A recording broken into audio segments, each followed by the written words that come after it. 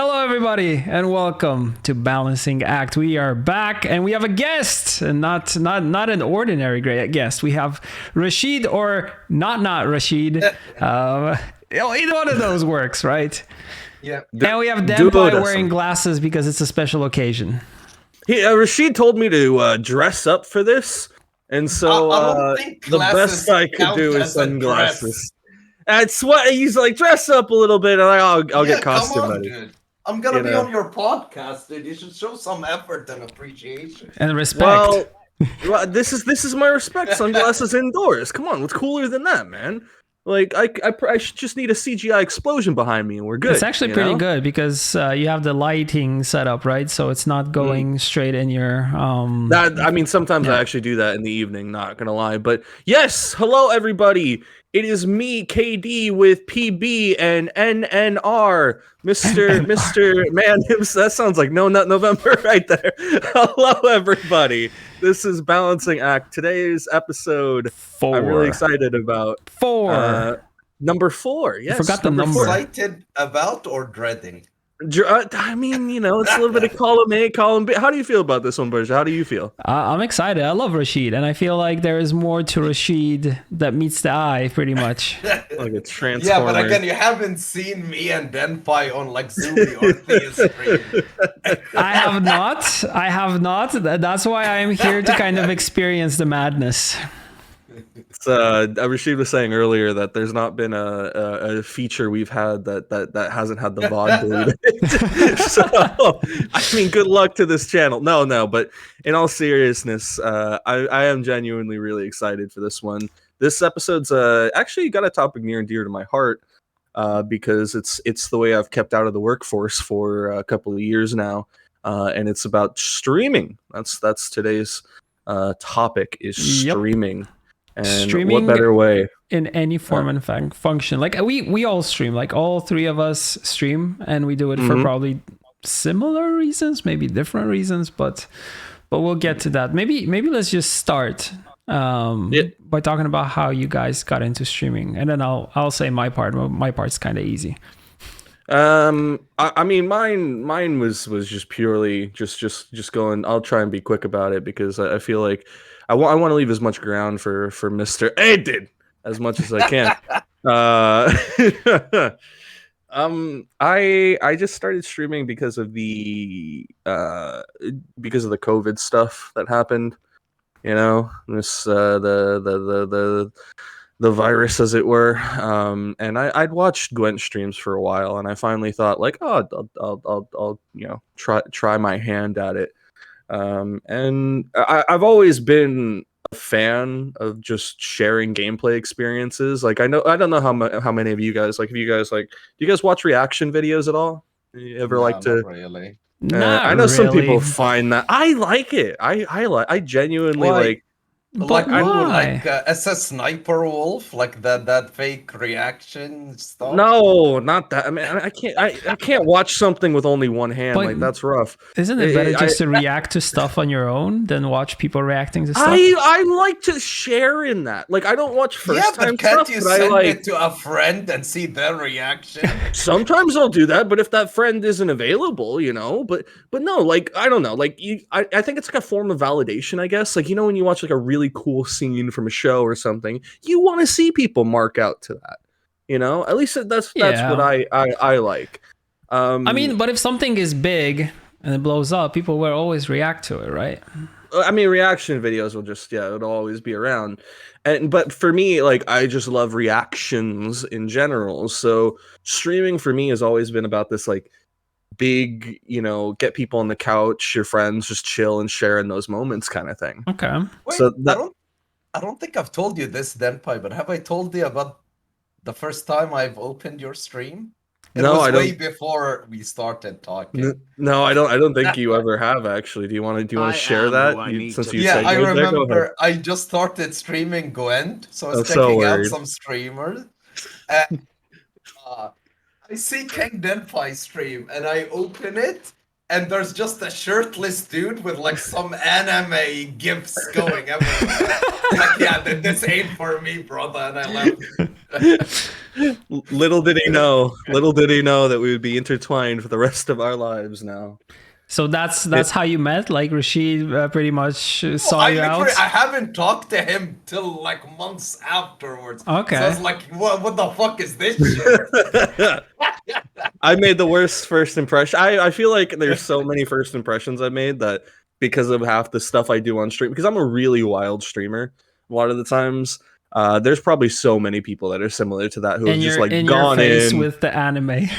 Yeah, well, I mean, I have a clip show that shows off so many moments from me dunking water on my head completely shirtless to deep throating a banana. You know, like it's. I feel like if anyone, there's probably so many encounters where people are like, yeah, no, I tuned in once and like that was enough for me. That's that's good enough for me. But no, yeah, after a few months, I cultivated the relationship that is what we have now, me and Rasheed, and I stole him from his previous team, and we formed a wonderful friendship there. But no, Rasheed, how did you start streaming anyway? Where did that world start for you? Okay, so dude, I remember during beta Gwent, I had really bad internet, but I wanted to. I was like, let's try the streaming shit. It looks easy. So I streamed on like 360p because that's all my internet could handle. Yeah. And I was playing Mill, and only 2 people stopped by my stream just to call me bad names for playing Mill. Well, at least they watched. At least they were your viewer count. That's something. So I was like, oh, dude, okay, this streaming thing ain't for me, brother. Then I quit. Like I didn't stream since. Then. An artifact, like after it died, my friend started streaming it, and there was like these weekly tournaments we used to play in. So one time he was streaming and we were playing against each other, so he called me and I started trash talking him, and Chad just asked me to start streaming, so I did. And I'm surprised how far I got, or the fact that I didn't get banned yet. What about you, my man? What about you? What I mean, I feel like I kind of feel like I know, but maybe there's some layers that you can shed on your adventure in streaming. Mine was totally part of my current job at the project. So I pretty much started streaming as a work thing because we didn't have streaming at CDPR in 2016, if I remember correctly. That's when we kind of started. And what we wanted to do, since we knew that Gwent is, online multiplayer and it's different than a AAA game, it would be nice to actually stream it, talk about, the changes, the developer updates. And that's kind of where the idea came from. And I was always passionate about the game, of course, and still am. So was kind of, easy to jump in and do it. I watched my first developer stream on the Play Gwent YouTube channel recently. It was terrible. I did not know what the hell I was doing. I don't know where to look, what to say, and how to behave, because it's very weird having the camera pointed to your face, and we kind of feel like you're on the spot. Yeah, you're always on the spot. You should know how to act, but you don't know. Is like, maybe people are kind of looking at me in some sense. Maybe they're judging me. You're getting all these things in your head. So yeah, and kind of that's where it started. And I started just, getting better at it. We started getting a better studio. We actually got a tavern where we kind of did the developer updates. Then the pandemic hit, so I started doing it from home. And I still like doing it from home, because I think streaming and having a good setup at home is kind of, once you have that, you can play the games you want and you can stream what you want. Of course, I normally focus on the CDPR titles, not go outside of that, but it's just like a personal preference. But I don't know. I don't think I would want to stream anything else. I'd tune into a Persona stream from you, Yeah, but that Doki Doki Literature Club. Yes. When's that happening, dude? Yeah, if I had to stream something, it would probably be Magic. I think after Gwent, I think it would be Magic. because Magic's always been near and dear to my heart, and it's one of those games. Although I don't play it a lot right now, but I have like months where I just come back and just grind the hell out of the game. So you can't do that though. You know, Reddit would have a fucking field day with you. No, I think not. You know, once we laid out the plans for this year and what's happening next year, I feel like no hard feelings anymore. Like I feel there's no. You feel the fire is like eased up now. Of course, kind of thing. I think it kind of also changed when the community started to, you know, getting a little bit smaller, and kind of people, you know, were less heated. I remember, you know, back in 17 and 18, people would get, you know, super, you know, mad if I didn't know what a card was doing, or, you know, it's like, you work on the game, you don't know that. Like, what the hell? It's like, chill. Even back then, I remember Spessy made a video about how basically having leader skins and what leader you choose doesn't have anything to do with the ability. He was saying that was gonna kill the game. I literally love going back and looking at old Gwent videos to see like the horrible takes that existed back then. Like some of the reactions that people had back in the day, like you were saying, were just absolutely like just bonkers in comparison kind of thing. It was, I mean, to a degree, you know, I feel like old school YouTube for Gwent was just modern day Reddit now, you know, in some respects, which was always an amusing sort of thing to watch. But I mean, streaming wise, it was kind of similar, you know. You like, I have a question for you, streaming wise, and this is random, but I'm just gonna tie it into the topic. You ever pop into a stream, you know, as Mr. Burza himself, but pop into a stream and like you just find incredible negativity with it, like towards the game? Like, have you ever been surprised by that? Like, you go in and you're like, oh, let's check out somebody, and then there's Rasheed just like, I fucking hate Gwent, dude. Gwent can suck my balls, dude. Like, let's go. Like, has that ever happened?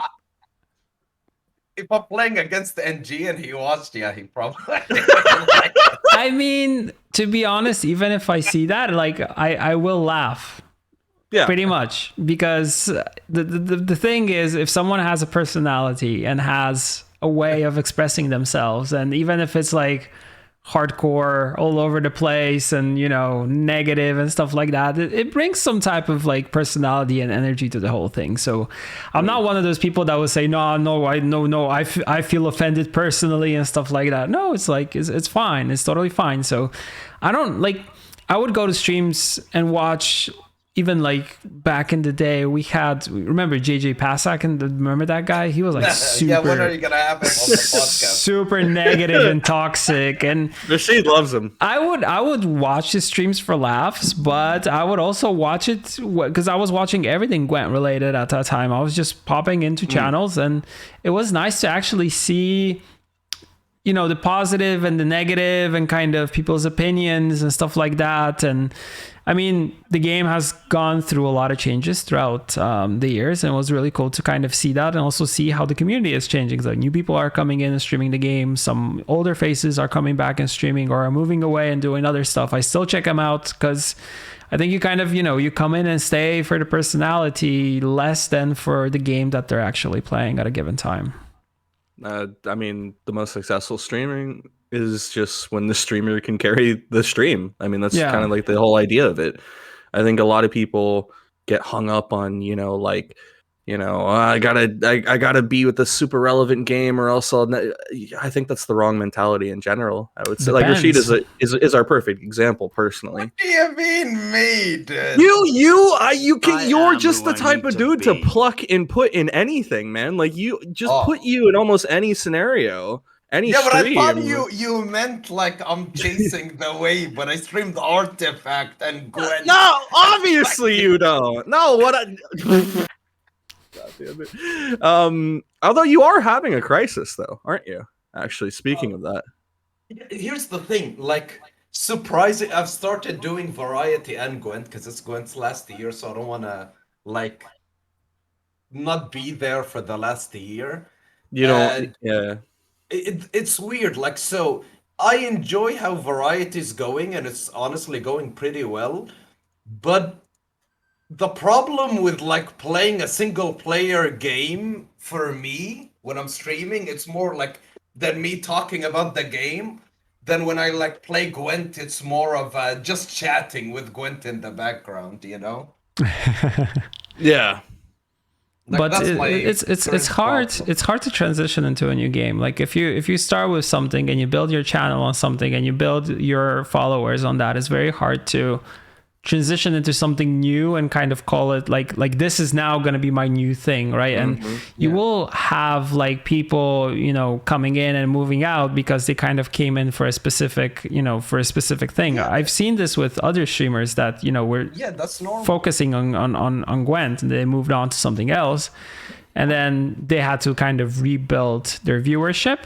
But I mean, if the person has an awesome personality attached to them, then people will still come in and watch. But of course, streaming has other avenues which don't always focus on personality. Sometimes it's just, you know, visuals and looks and stuff like that. And they kind of build, you know, their following on those things. So, you know, but having a personality and having a cool game, and also I think not a big game, because if you instantly start with a big title, you will be lost, you know, as the lower, you know, like unless you're starting at the very beginning of a title, like a title is launching, let's say, and you jump in instantly and you get known by that, like you start creating your content. Like we all kind of know that, you know, Marvel Snap is now the big thing, right? We have our own opinions about the game, but we're seeing more and more people we're seeing more and more people become kind of like faces and making a lot of content. And I even look at it right now, I feel like streaming has also grown a lot, because previously you could just, you know, create, you know, a YouTube video a day, maybe not even a day, but like 2 or 3 a week, even that was enough. And now people are just making like, you know,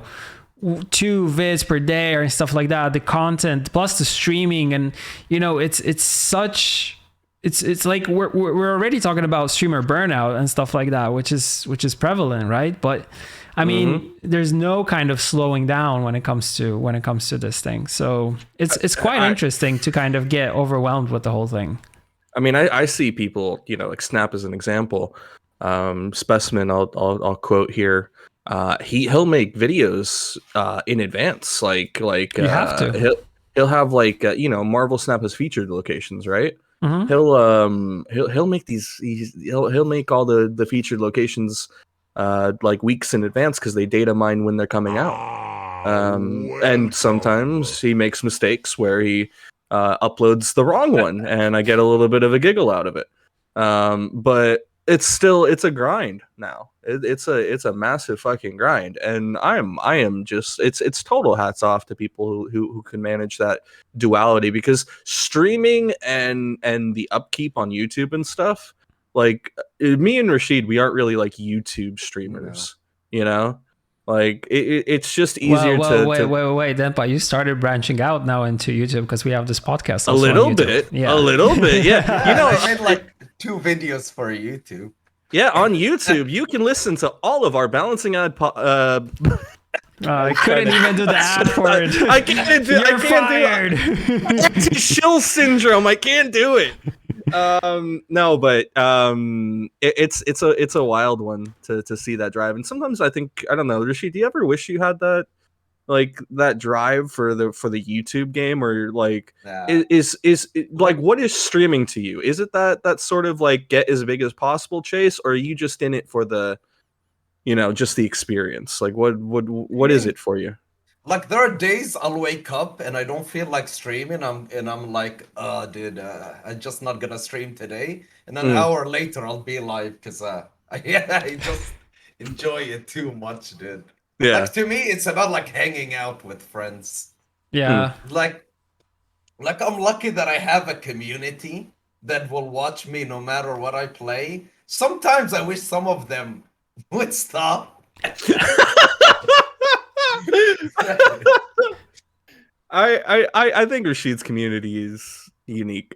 I mean, the streamer and its community kind of they kind of are connected to some extent, right? Okay, I'll tell you guys a story. This is one of the dark sides of streaming. Okay. Oh god. Let's go. Talking about. You do one mistake, dude, something bad happened. Like, okay, here's an example. So almost a year ago, I was supposed to be on this Bachelor game show kind of stream. Oh yeah. Okay. And I was supposed to pick half of the contestants. But I didn't want the responsibility of that because I didn't want streamers pissed at me for not picking them. Who I need so I let my chat pick. And some girl without naming names, she's a streamer, she didn't get picked. And she came to my chat upset about it. But you know, when you stream, like you have this like main character syndrome where you think anything that happens on your stream, people would know. So I thought she was joking because I've already like I didn't pick, my chat picked. So I said something sarcastic because I thought she was joking. And she didn't say anything. And then I think it was John Doe who said something mean to me, so I said something mean to him back. And she wrote, "Rasheed, you're so mean." Oh. So I thought she meant what I said to John Doe. So I was like, with all due respect, suck my dick. And and she got really upset, and we haven't talked since. But even though that's been more than a year, every stream, everyone, like someone has to go, you're a jerk, I'm leaving. Or like type her name like as last seen in chat so it shows the message. The Twitch chat, your Twitch community is like is like a girlfriend, you know? Like they have those memories, that memory bank where they can remember the time, the date, everything you've ever done wrong, kind of thing. Yeah, Twitch chat always remembers, and Twitch chat always knows best. I mean, come on, like we've also seen like when we were doing any type of a stream that was Gwen related, not even Gwen related, but anything that we did also Witcher, Cyberpunk. I mean, Cyberpunk with the kind of rough start was kind of you could see that there was a lot of like negativity there and stuff like that. But yeah, you go to some streams and it's just like it's crazy what people are saying. And sometimes I see like the more popular the streamer, the more kind of like polar opposites you get in chat, with people like either loving the hell of the person or just hating like ripping it to shreds. But they'll also remember, I'm not even talking about the dramas that you have between streamers, because that's also another thing, right? Like something could happen in a chat, and it's not like streamers obviously are people, and like some people wouldn't get along. Oh god, this is another story. I'm happy to listen to them. Yeah. But basically, another streamer, without naming names, I was in Feldy's chat actually, is where it happened. It was when I quit Gwent because of Aaron died. So I stopped by Feldy's chat, and he's like, "Yo, weren't you playing Gwent anymore?" And I told him the reasons, and then the streamer comes in like, "Rasheed, shut the fuck up, no one gives a shit." And like we went at each other in chat, and that was it. But chat still again brings it up to this day. You got white knighted. God damn, man. That's I mean, the thing I love about I love about Twitch chat though is they always remember, but when you find those loyal ones, man, that's the best part. I think. Like, I want to talk about communities for a second, because we joked about Rasheed's community, but I mean, any community to have is a good community, I feel. I love my community. Sometimes again, when they bring up those things for the past year every day, it gets annoying. But other than that, I love them. I can literally stream whatever.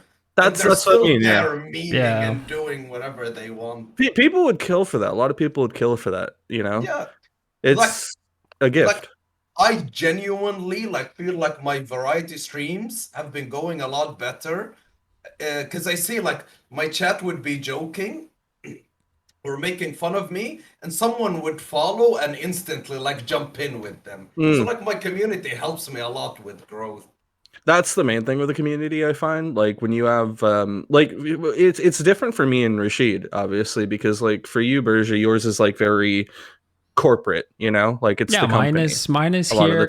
Like my community, like when I used to stream like Gwen on my own and anything that I used to do, they would normally just come for, you know, because they wanted some insider information. It's like, oh, leaks. And I was like, I'm just playing the game, enjoying it. And then you had people that came in just for that and kind of stuck there for it, just to play the game together and enjoy, right? So yeah, pretty much that's where we kind of, you know, that's where we kind of wanted to be. Like I wanted just to use streaming on my own time just for my own fun, or just to interact with people, like you said, interact with the community, because that's the thing. That's why you do it. Like I sometimes used to think that we do it because we're kind of, you know, there's this vein in us as people that we want, you know, some type of camera and spotlight on us.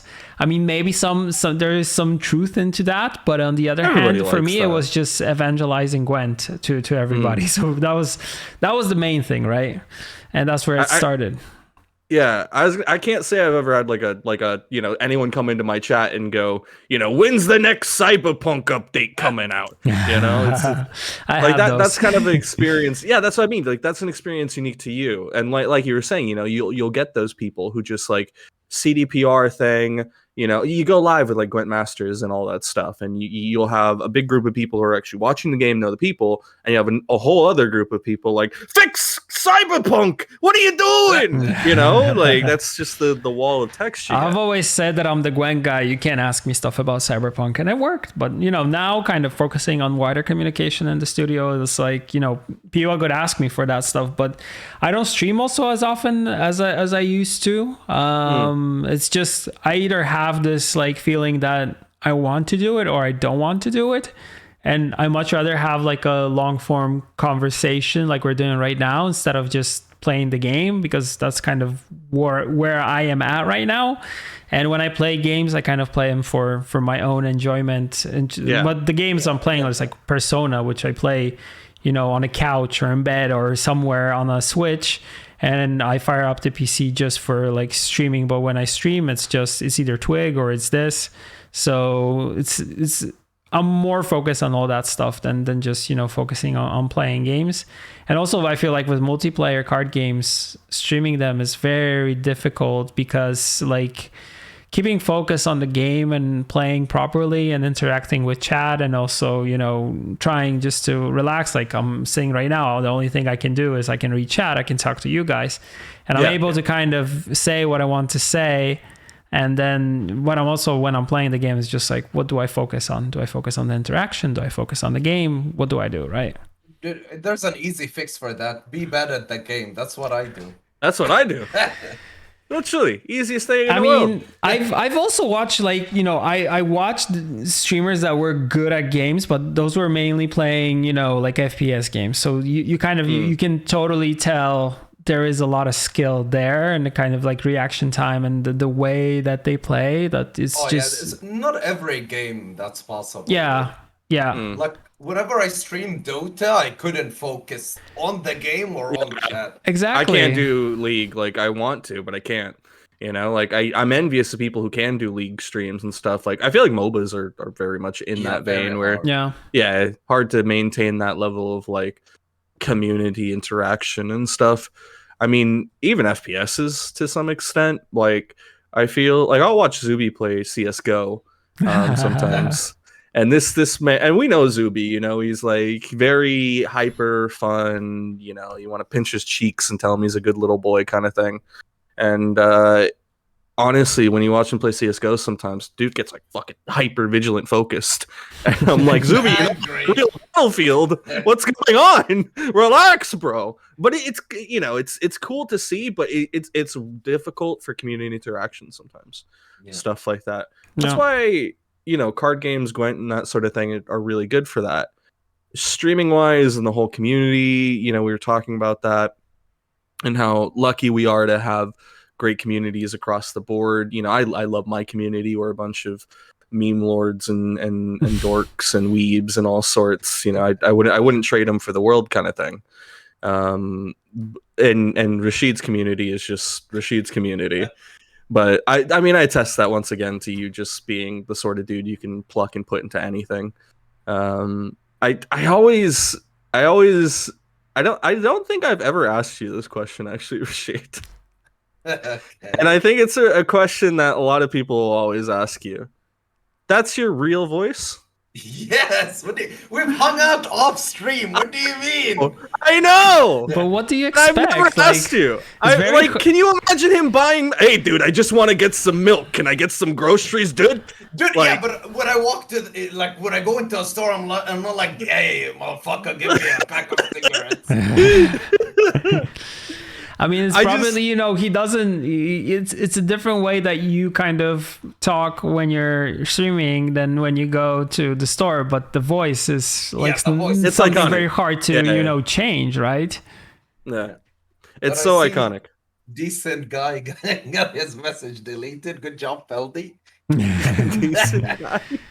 It wasn't so decent, probably. Yeah. No, I know. Dude, this guy's been watching me since Artifact. Damn.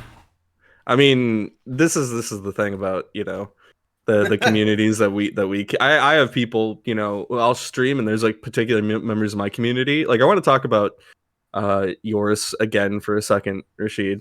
Like you're the infamous man who started the Plain Talk family, really. You're the real Plain Talker. Oh, God. You're the real Plain Talk family. Do you want to give us some insight on that one? I think. I mean, honestly, okay, it started in my community, but I didn't start it. Like But you encouraged it. I didn't. People changed their name on Twitch. I saw. I have nothing to do with that. I guess it started because of the video I made about him. Because I didn't like how when he quit Gwent, he threw some people under the bus, threw some shade at some people. Mm-hmm. And I guess that's where it started from. I think, exiting a community and stuff is there's tactful ways to do it. And then I've also seen people implode on themselves in some respects. Like, we're talking about, people move to a different game. I think there's you want to keep a bridge intact, right? Yeah, but why kind of announce the whole thing? I feel people don't like announcements. I don't like that. Okay, I am officially quitting this game because, and here we go. No. Okay. So I've heard you and Zuby was on Twig talk about this. And so when I quit Gwent the first time, I made a Discord post. The reason is if you don't, people will just come into stream and be like, "Where's Gwent? You haven't streamed Gwent. What is happening?" And you have to keep repeating yourself. That's true. So that's why. But people that do a video, I don't get the big let's go video with multiple posts. Here's a big Reddit thing, and it's you're not leaving a company, you're not doing a big goodbye job post or something. I think just leaving the door always open is the best idea. So I'm with you on that one, Burza, where big goodbyes and gigantic announcements, because it can backfire in so content, many ways, right? It's content. Yeah. Yeah, but also I know, for example, when Trynet quit, he just got so sick of people asking about Gwent, he blacklisted the word in his chat, and people would still come and be like, "Hey, where is Gwent space? And weren't you not playing it? Oh, where's Gwent?" Yeah, they just misspell it to get over the. I think so. I get why people would do it, because it honestly gets taxing to keep repeating yourself. Oh, okay, I'm taking a break. I'm not enjoying that. I've seen people do full-on commands, about it. Yeah, you have to. Just to make it easier on them. Rasheed mentioned Trynet, and that's a name pretty near and dear to my heart, actually. And I want to talk to you guys about. Because we got a while here, so we'll jump all around the streaming scape. Who's some of your favorite streamers that you've come to know over the years? As a person or as a streamer? Exactly. Do both. I don't. It's you give a personal example and give just I could watch them for hours. My favorite Gwent streamer ever is easy. It's Teleprinted. No one comes close to Celebrate. I love him. It's hard though. Like I hang out with a lot of people like Spessy, Thea, Denpai. Gotta plug yourself in there. Not Zuby though. Zuby's kind of yeah. He's somewhere in Asia right now. Leave him. It's fine.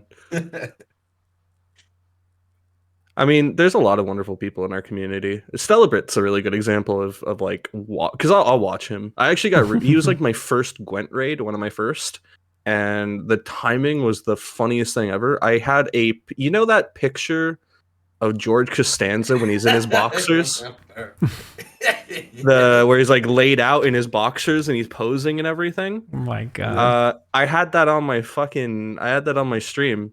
I just had that giant picture of George Costanza, because what I would do is when I was closing down Gwent, we would do George Costanza time.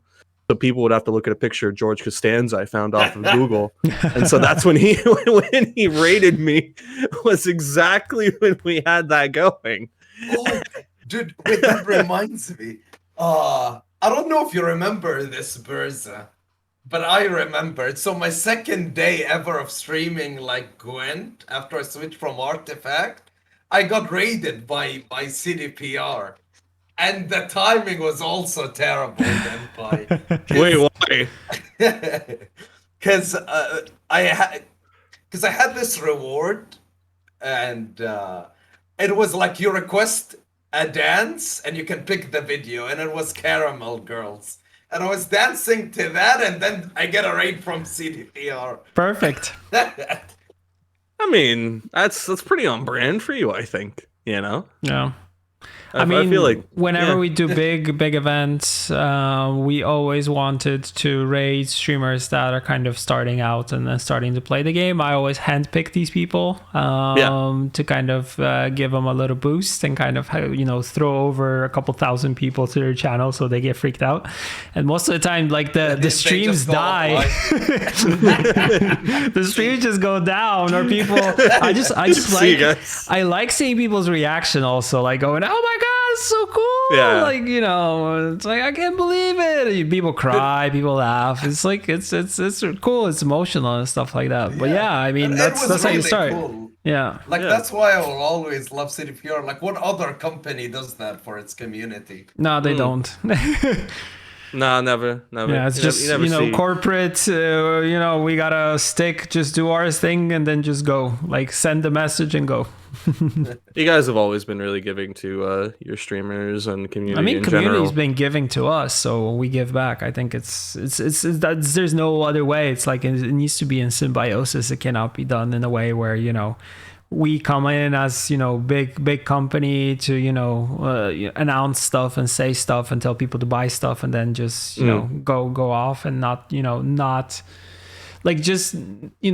give back, but also not treat the community as people that, that are close to us. Because, I mean, for any company, that the people who are streaming or creating any YouTube content for you, well, these are your evangelists, let's say, to some extent. And they're kind of, they are moving on and kind of, setting the word of Gwent and to other people. So, I mean, you gotta be Rasheed nice. At your doorstep. Can I interest you in our Lord and Savior Mildred? No, dude, I swear, everyone that plays Magic, Snap, has to talk about Snap, dude. Like, if you go, it's the next big thing. Come on, it's great, dude. So annoying.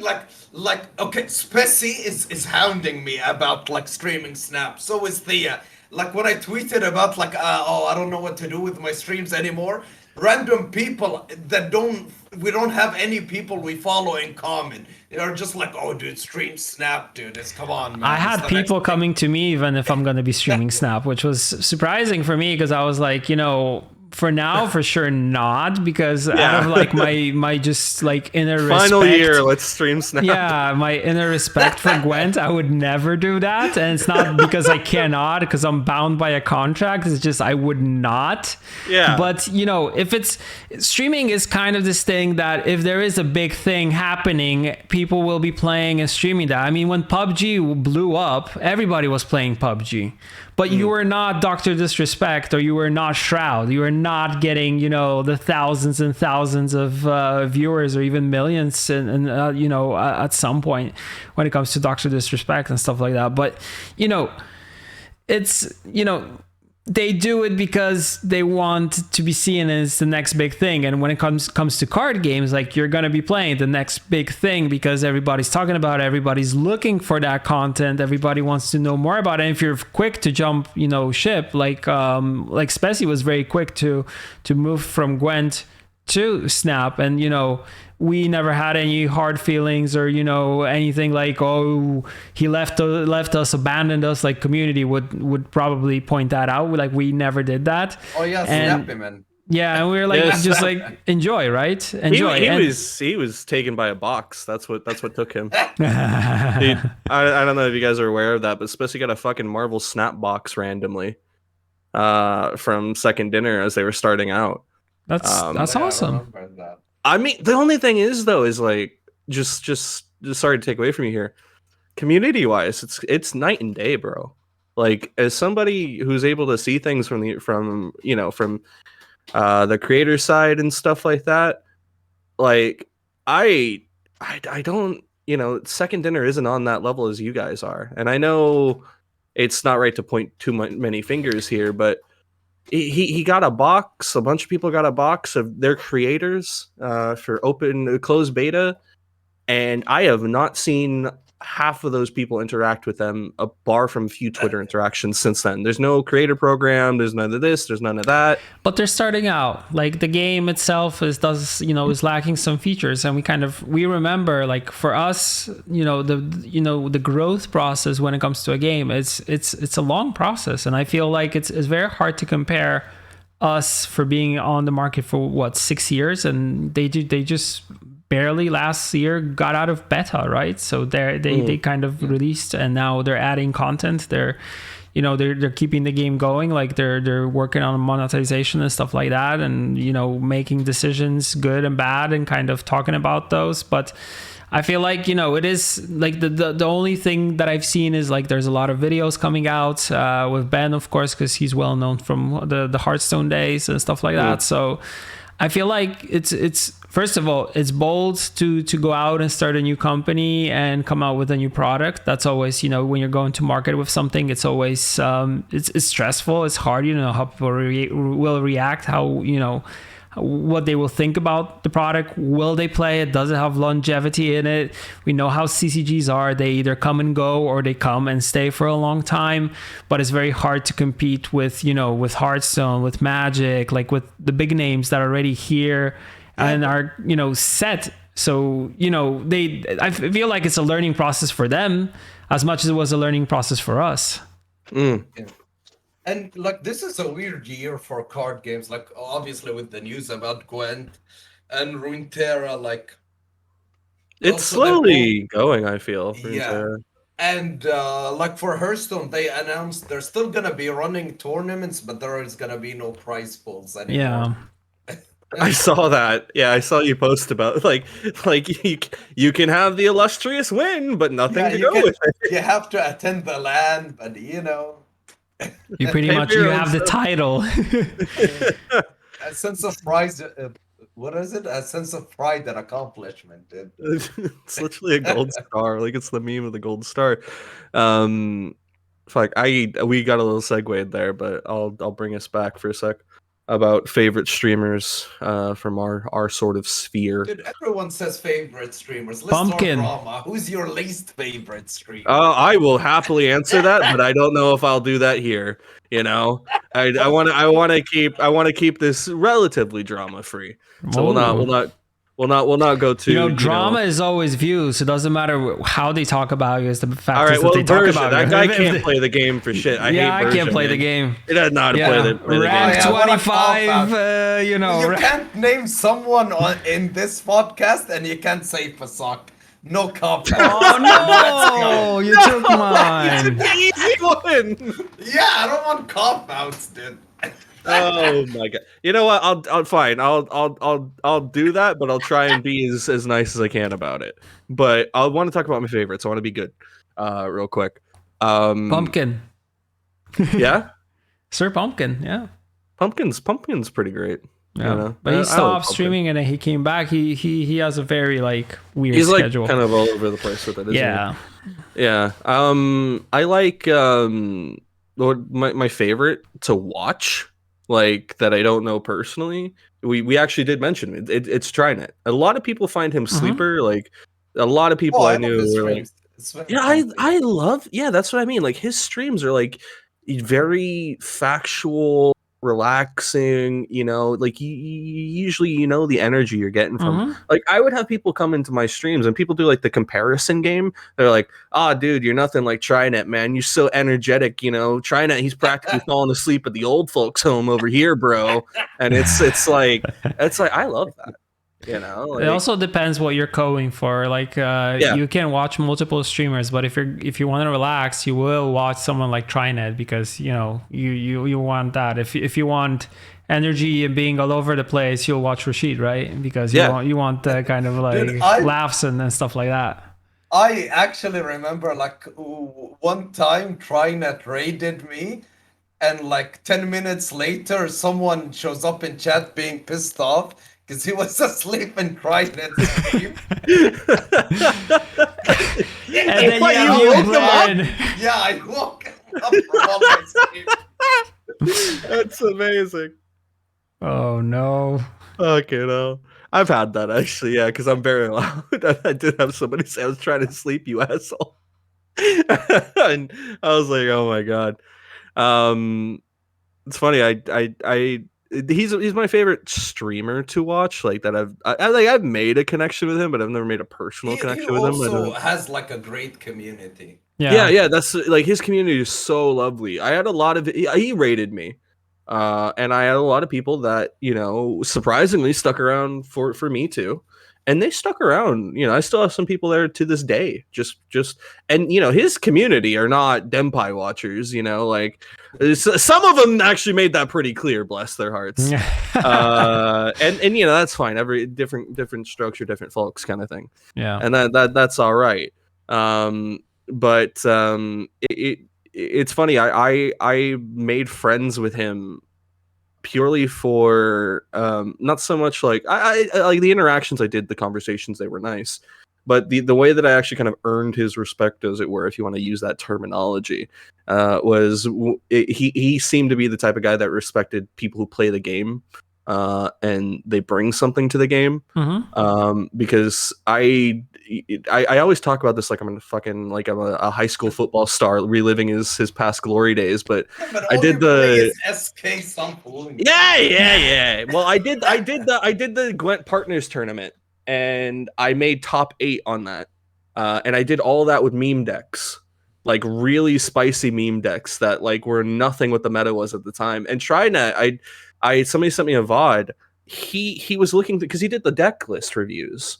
And like he's going through everybody and it's like, yeah, okay, warrior, yeah, okay, this. And he gets to mine, and bro, it's like you could see life just come right into his face there. Because he saw my lists and he's like, this is amazing.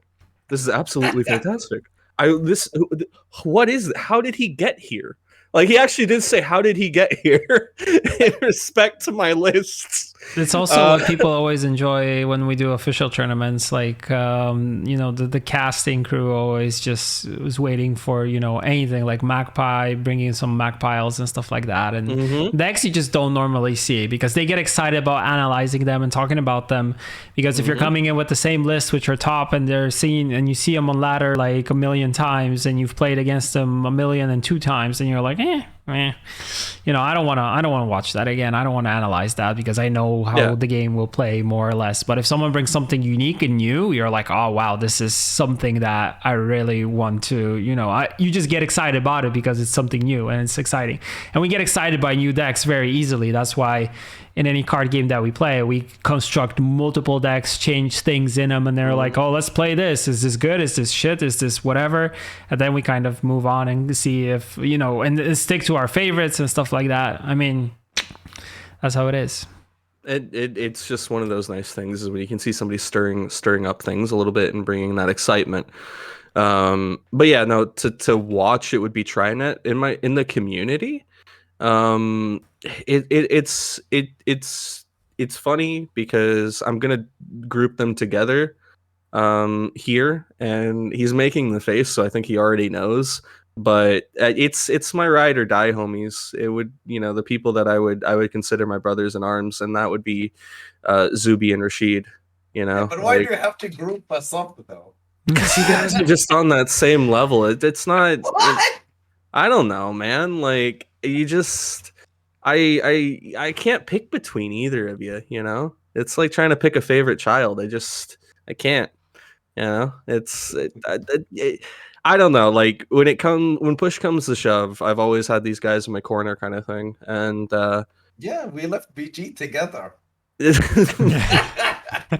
I mean, I don't mean specifically that, but like, freaking. Why we joined TLG together? Yeah, TLG. Okay. I would be interesting if TLG took on all of you. That'd be interesting. Yeah. We got soon. Bandit Gang will get amassed by TLG. No, it's okay. That'd be the worst nightmare. The package 3, the dynamic trio. Oh god, we left to get away from the no. Just when I think I'm out, they pull me back in. Exactly. No, I like, whether it's playing games or like shooting ideas off each other or anything. I've had some really personal talks with these guys, and they've seen me through. Yeah, like Burza, you've had to experience this, maybe off stream too. Has Denpai told you about any of his stories in high school? No, actually, no. I don't think we went to your high school stuff. I know we said we could talk about anything, but maybe let's not do that. So shut your fucking mouth. Yeah, that's why I didn't specify which story. Yeah. So we didn't get that deep and personal yet. Kind of more he's kind gonna of bring it up. Don't worry. Yeah. Can't shut up about that. I'm gonna kill you. I'm gonna destroy you. Everyone you know and love, you done. All right, kapoosh. This is gonna be a good episode. Where there's some, we're gonna get some questions and stuff like that. It's gonna be. I feel like it's gonna be like a community, like, analyze the facts, Jackson. What's he? They're listening to every snippet. Like the Rasheed and Denpai community are like, what is this? What is high school? What does Stella bring to the table? Analyze it, then. But okay, now, the person you don't like. Let's go. I'm not gonna forget about that. You gotta answer. Don't. Ay, Dios mío. Okay. I'm trying to think without being too mean about it. I think because I don't like I said, I don't like to be too like burden the bridge kind of thing. God, you're making this difficult on me. All right, I'll say. He's just laughing in the background. Yeah, he's a maniacal little goblin who's getting off on this. This is his thing. I'll go with purely because we kind of talked about it actually, and I do agree. I'd probably have to say Plain Talk John a little bit, honestly. Mm-hmm. Not too like to hell with him kind of thing, but he did, when he left, he did kind of like burn a few bridges, and he put a few streamers under the bus, saying one thing that I don't like is hubris. Is too much hubris in a person. If you're it's like pride, too much pride, getting too cocky kind of thing. No. There was a point for him where he just randomly said something along the lines of, give me a year, I'll be the biggest in this category ever. I mean, doesn't it come with the job, kind of? Yeah. Here's the thing. I know a few streamers that were upset about that, but like, what do you expect a man to say? Like, yeah, I'm gonna be bigger than every streamer on Twitch except Denpai. like obviously, I'm gonna be mediocre. I'm gonna be average. I don't know, man. Like, it's funny because people hear me and they hear the way I talk and they think that's like my personality. No, dude, I'm not trying to throw stones or anything like that. Like, I don't want to have a cockfight with somebody. So it's not something I'm particularly interested in. So for me to hear that, and then the way he handled his exit, like, that was kind of kind of it for me. And you know, I was apprehensive, and I was making the jokes and stuff like, oh, I can't say this.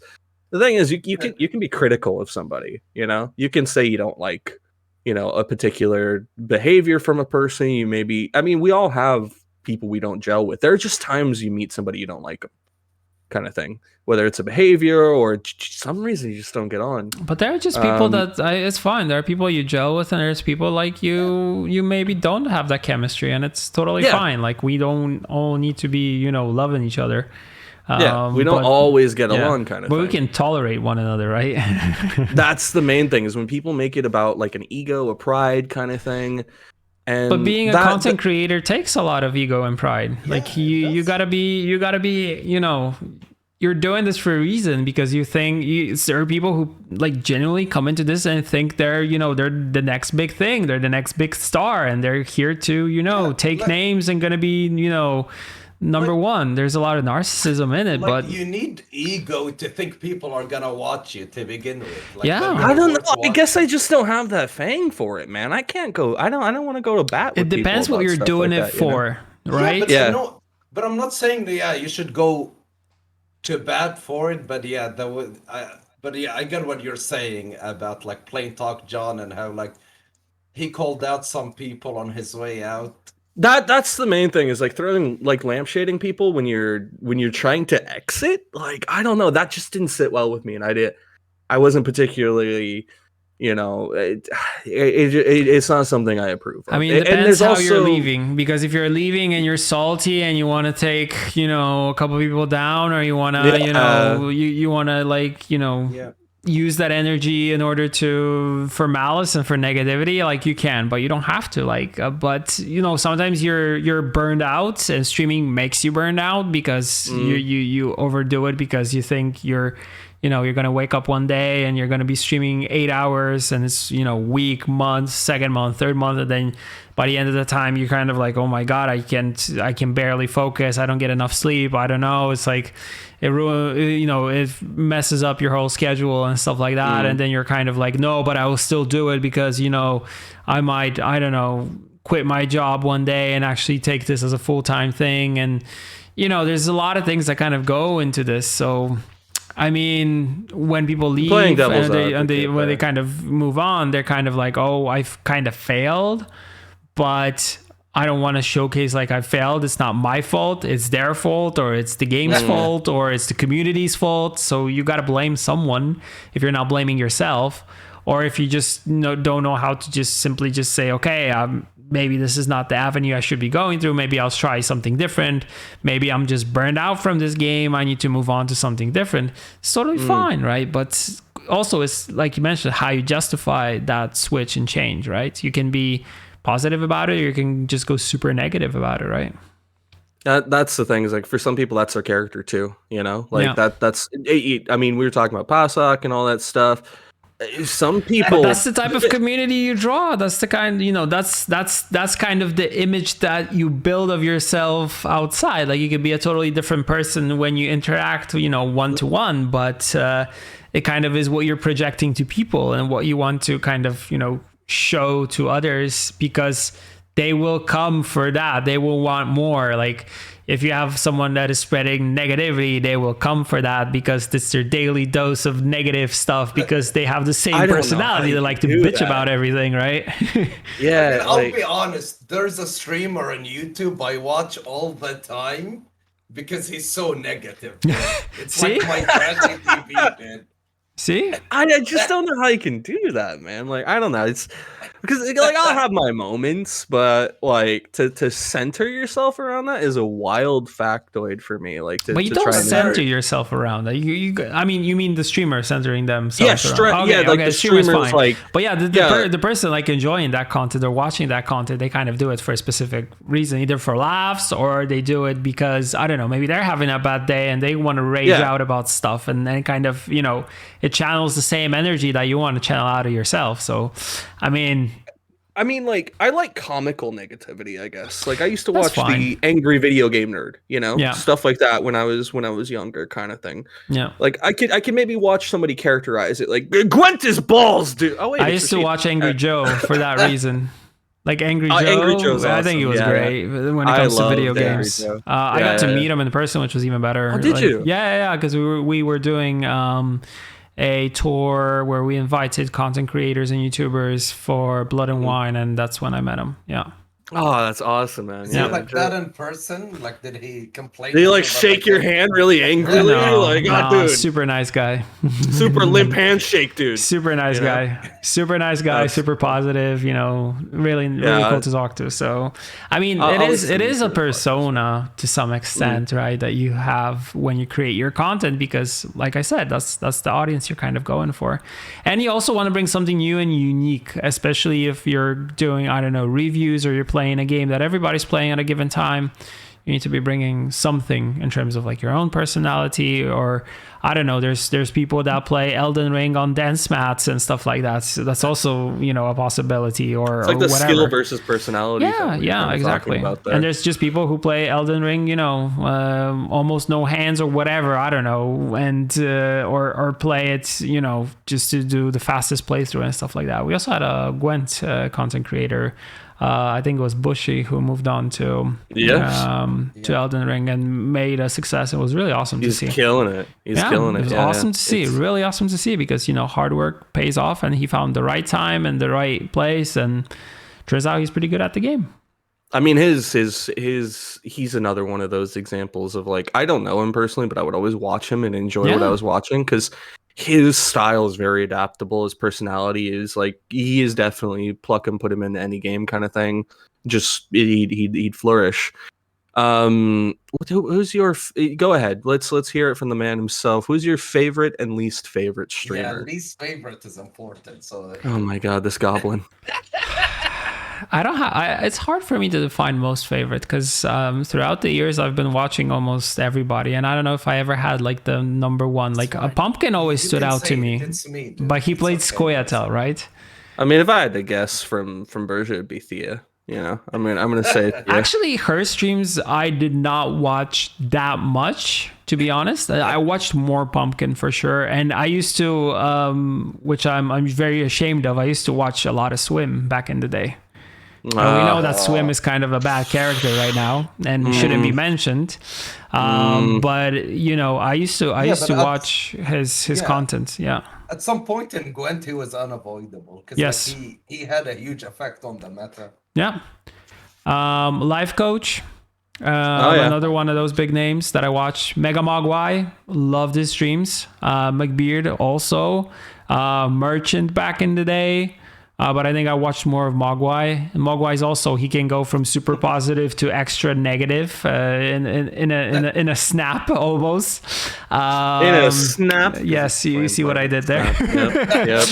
Lionheart, very wholesome. I think Lionheart kind of learned his trade from Ash cosplay, which I also used to watch back in the day. I thought it was just being English. Or just that. Well, she used to be Ash Explorers after that. But yeah, it started as Ash cosplay. So those were the ones that and Specie, of course, and McBeard. Flake, to some extent. Although Flake can also go negative from time to time. So I was like, Flake does that in a really entertaining way for me. I don't know. I like hearing his tangents. Yeah, just when he's calling people clowns and stuff like that, I'm like, do you really have to be like? I always feel like you gotta be the better man, or in some extent, to not kind of go and kind of pick fights with chat. Don't hate the player, hate the devs. That's the one thing I'll say is like, I don't. Jesus Christ! I just realized what he said. I don't that like, we're talking about negativity a little bit, and like least favorite streamers, yada yada. I really don't like when people like pick on their chat. Like, some people do that. Like, I can't watch Moshcraft streams because of that. Like, his streams apparently are polarizing for people. Some Very people love him or polarizing. hate him. Like that, and you get some personalities that are that way. You either love them or you hate them. Either they're super wholesome, they're super nice to watch, or they can get negative. But I think for him, I think it was something that he also kind of admitted to, was just taking on too much when it comes to playing the game for like 12 hours a day. Yeah, you can't physically do that. Yeah. I'm married and like we all have lives. It's just like I think any of us, if we said I'm going to stream Gwent for 12 plus hours, I think we'd all go a little bit kooky. Dude, Everyone I would for like 4 hours, and by the third time I see assimilate already lost all my composure. Yeah, there's only so much you can take, right? Yeah, and that's what I mean is like I get it, you're taxed to the wire, you're going to it kind of thing, but yeah, I can't like if you're attacking the people who you're meant to be interacting with and you're not there enough to realize like, oh, that person was only asking a question. Like sometimes I've seen it in streamers chats where like they'll go like bananas.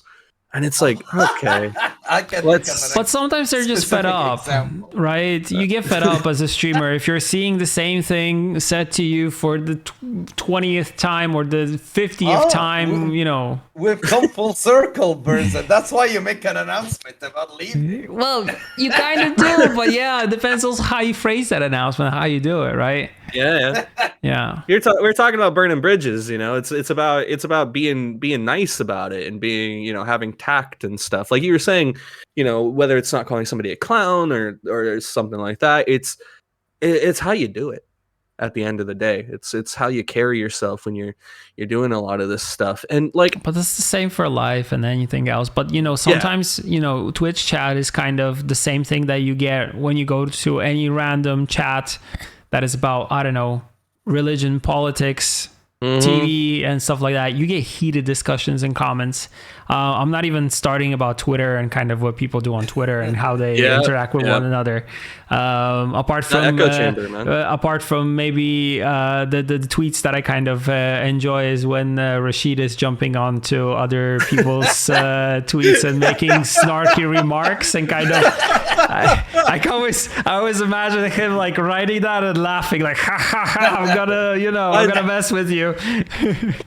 I swear, some of the tweets that Rasheed puts out, I'm like, oh my god, man! Like it's on brand for him. Like it's entertaining, and I love it so much.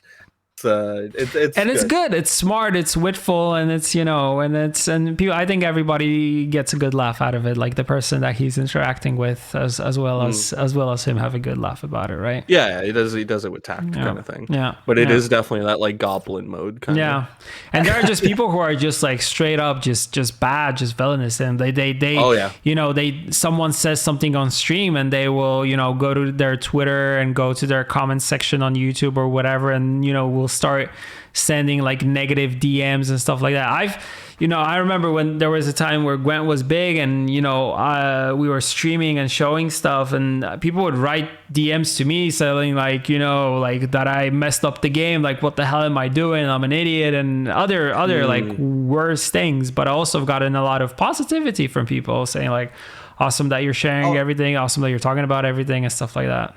There are those people everywhere because like there's a person who used to watch Zuby and he would write stuff like, oh, if I had a gun and I was in a room with Rasheed and Hitler, I'd shoot Rasheed.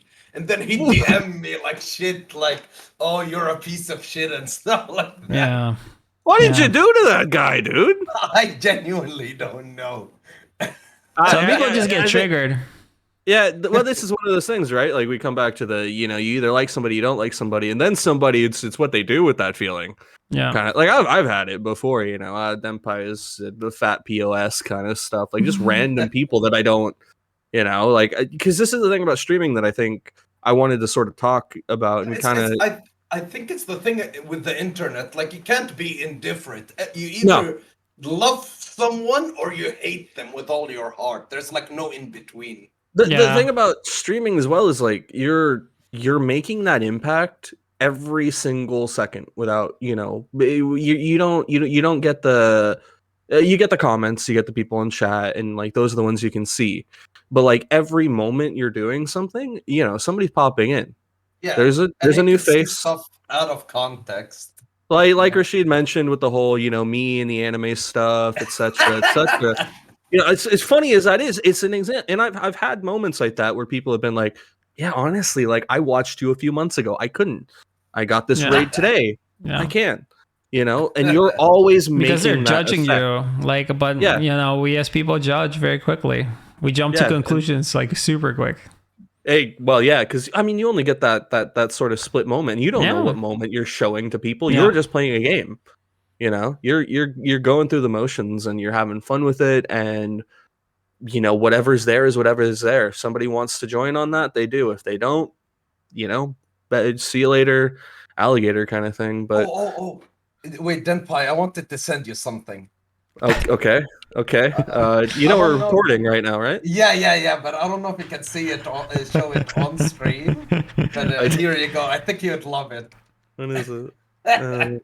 He just sent me a picture of a foot with anime eyes. No, it's become a foot VTuber, dude. Okay. Well, now as we were talking about favorite streamers and least favorite streamers, Burza, can we actually just disconnect him? Can we just replace a picture? Can we call Zuby? Can we call Zuby instead? We should have Zuby on for sure, though.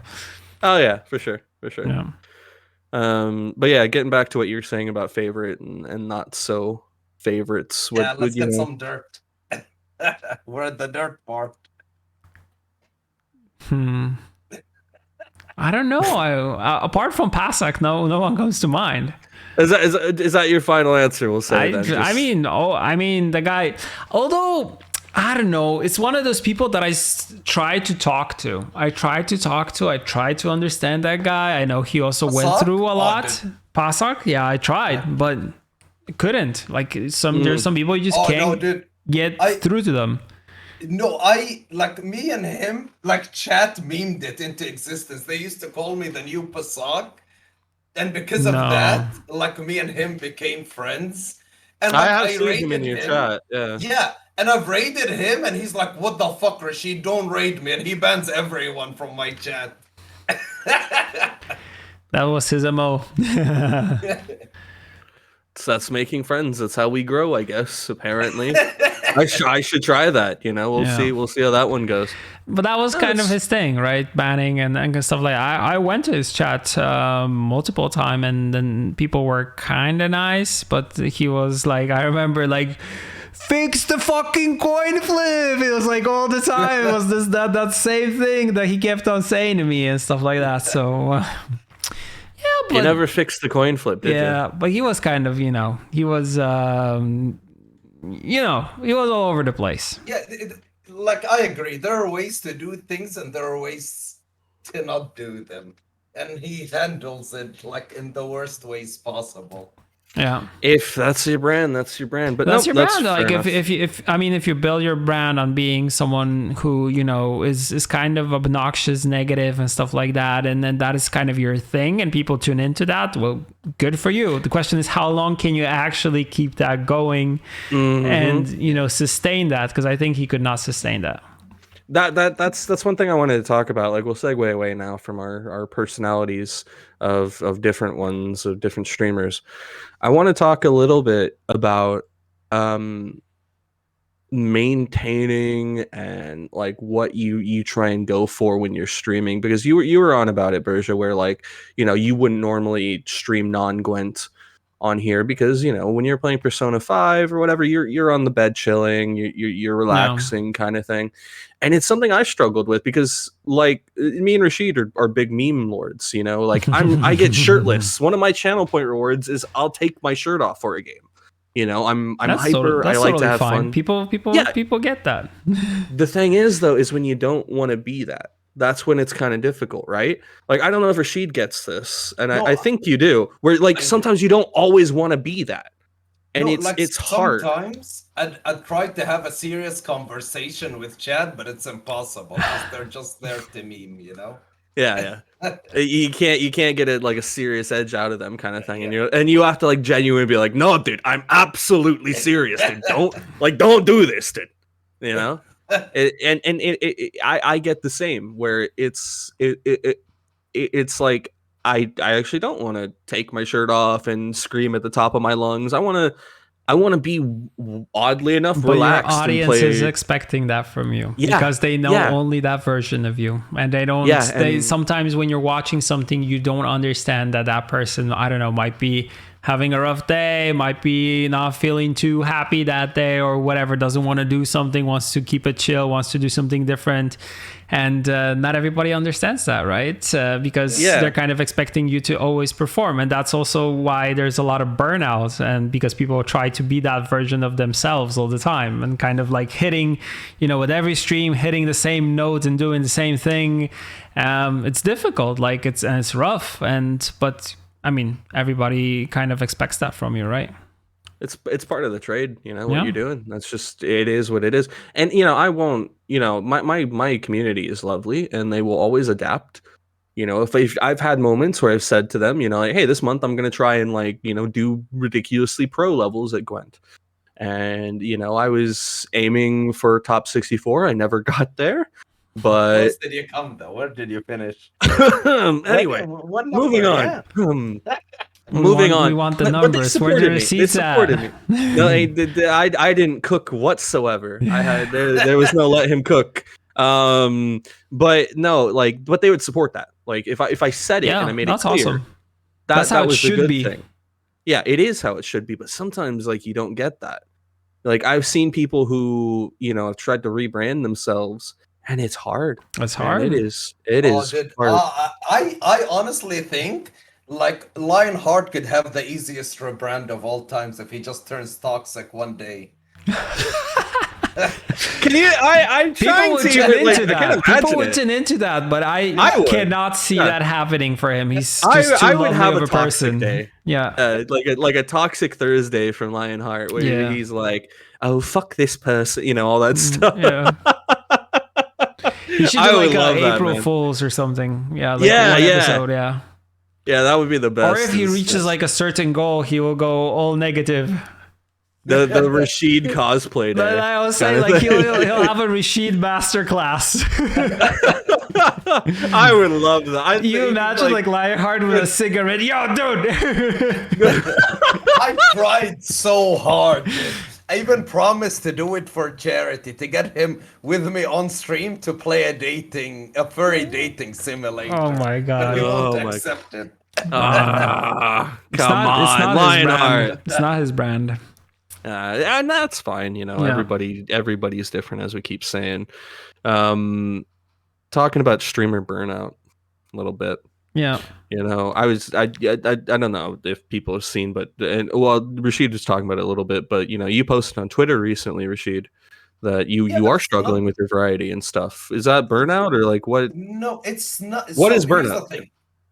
No, I honestly, because this is the way I am with my friends. So it's not like playing a persona or whatever. It's just me having fun. But my struggle lately with variety, it is going genuinely well, but the problem is, I don't know, streaming a game, streaming Gwent or any card game with talking with chat about something, listening to their stupid song requests is different from playing The Witcher with no music and talking about what's happening in the game, Mm-hmm. It's a whole different style. It's a different beast, yeah. Yeah. It's it's interesting to see Rasheed have that sort of metamorphosis and struggle with it and try different things. I like it. I don't know if it's necessarily struggle. I think it's just finding a way to kind of be with kind of the new content, or kind of finding your place in it. And kind of seeing how I can, you can play Witcher 3 and just play Gwent in it, right? But you're like, what is this crap? I've done that in the Gwent category. Yeah. I mean, you can, that's also possible. But I think it's just the fact of kind of moving into a new game is always like, okay, how do I actually digest this? Like, how do I present this to the people that view, you are my viewers? Like, they're kind of expecting already that I'm going to do card games because I'm known for card games, right? I think my problem is so when I stream Gwent, it's genuinely hanging out with friends. I don't feel like I'm even streaming. But if I'm playing a single player game, it's that feels like streaming to me. Mm-hmm. It's the thing is, on a show. I love watching you do it though. Like Sekiro and Elden Ring, like I do have fun, fucking but not amazing as times. like a main thing. That's like I think the Gwent side is like easy as breathing. The other one you're thinking about a bit more, and that's like where you're trying. You might worry yourself a little bit, like, am I actually doing a good job with this? You know, is this what people want to see? I think once again they're tuning in for you and your personality more than they are, and you're kind of. I think we always sometimes overthink like what we're trying to do, right? Yeah, and again, like I'm genuinely lucky for my community because like when I do variety, honestly, the streams go better than Gwent. Nice. See, I'm a smaller streamer, right? Like I've sort of tickled the balls of the top a little bit. You can't say I'm a small streamer. 1% of Twitch streamers average 10 or more viewers. Okay, I'm above the 1%, but I have like I said, I tickle the balls of the top a little bit back in the Gwent days. Like, I had those raids, the community got popping. We were, I had my moments where I was at like 60 and 100. And I have a really, really, really fucking amazing community though. Like I have a really tight knit community where I'll have 25 people in for a random Japanese RPG, and it'll feel like 100 plus people are talking or something. They're like really active, super chatty, wonderful. But on the topic of streamer burnout, it's such a, I don't know if you guys feel this, it'll be different for you a little bit, Burza, but like, God, I feel sometimes I feel a sense of defeat when like you're not in it, but everyone else is clamoring for it. And that if you went live, you would get nothing but support. But like when you're just like, I don't feel it sometimes. Like you just don't feel, like Rasheed says, like sometimes you just don't feel like you want to go live. Yeah, it's like imposter syndrome. Is that like? I guess it kind of similar to that. Like I haven't streamed in a bit, and my community is very patient with me, and they they make jokes, they meme about it, like, oh, Denpai's never gonna. We'll see. I remember the comparison they made between us. Yeah. We've had that. But you mean I get imposter syndrome in the sense that you don't feel like you are presenting yourself in a way that you should be to your community on a given day because of how you feel, and that's why you don't do it? No, you don't feel like as funny as you were. Okay. Yeah. You're not bringing the same energy as you normally would. That's what I struggle with a bit because, now that Gwent's kind of coming and going and we're having that, a lot of channels are having that identity crisis. I've moved away from Gwent a bit ago. I still play it. But for the most part, like I still feel like I'll go live and I'll just feel like, God, I'm just not who I was, a year ago or 2 years ago. And it's struggling with that sometimes. And, I get reminded every day by my community where it's like, no, we watch for you, that sort of thing. But sometimes that mental is really hard to balance. I find with streaming where you feel like you're presenting, that version of you that you want to. And I know it's a bit of a ramble kind of thing, and I do apologize. No, that's fine. But it is, some days are just like, you really overthink it, and I don't know. Yeah, Rasheed, you kind of agree with me there on that, and it's like how you tackle that. And question is if you need to like really tackle that, because there's some days that you feel like you bring this energy, and then the other day you can bring something totally different, because I mean, we don't wake up every day feeling the same, right? We don't feel every day happy. Like there are days where we're pissed off or frustrated or whatever. Like better not talk to that person that day or whatever. There are days where you're just like super happy, super grateful for everything that you have. It doesn't mean that your personality is kind of different, but it's just a different day and you're either feeling good or bad, and you're totally entitled to that. But I mean, once you go live, pretty much you go live and then people kind of watch for who you are. And if you openly say that, okay, today I'm kind of not feeling it, but I'm here, then I mean, for some people it's enough. They're like, oh, don't worry about it. Like, let's just, I don't know, enjoy the game. Let's just talk or whatever. And you kind of like, also kind of what Rasheed said, like sometimes you feel that you don't want to do it, but then you do it and everything is kind of back to normal, and you're like, oh, okay, so actually my first hunch not to do it was kind of not the best one, because I actually, streamed and it came out awesome, and I kind of got back to that, that level that I wanted to be on. But there are some days that you will not hit that level because you can't. That is very well said.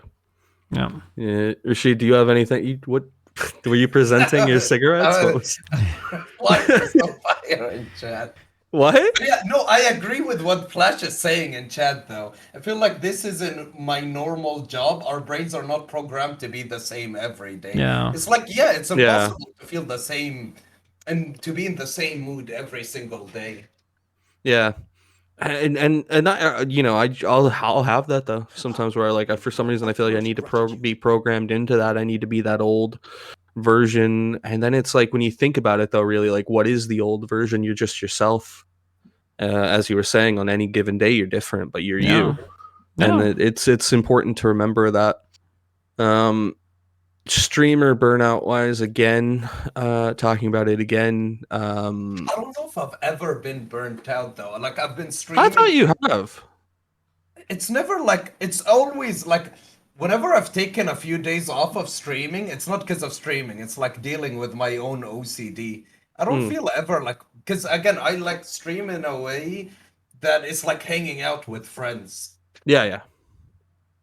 Yeah, but I feel people hit burnout, like burnout in terms of like producing and dishing out content. Like for some people, the problem is that they force themselves to do things that they know deep inside they kind of don't want to. And instead of just taking a day or two off, they keep on going, and that just adds kind of to the thing. It's like kind of like with frustrations. Like if something pisses you off or frustrates you, and then more things kind of start piling on, that the level of the whole thing just goes through the roof. So the same as with burnout, it's very easy to burn out if there's just too much. And it's hard for some people. Like, everyone's different. Some people can throw themselves at this thing like it's a job. Game wise, like we'll say, I hope he doesn't mind me saying this, but Spiro, for example, we know he's always been a little bit, he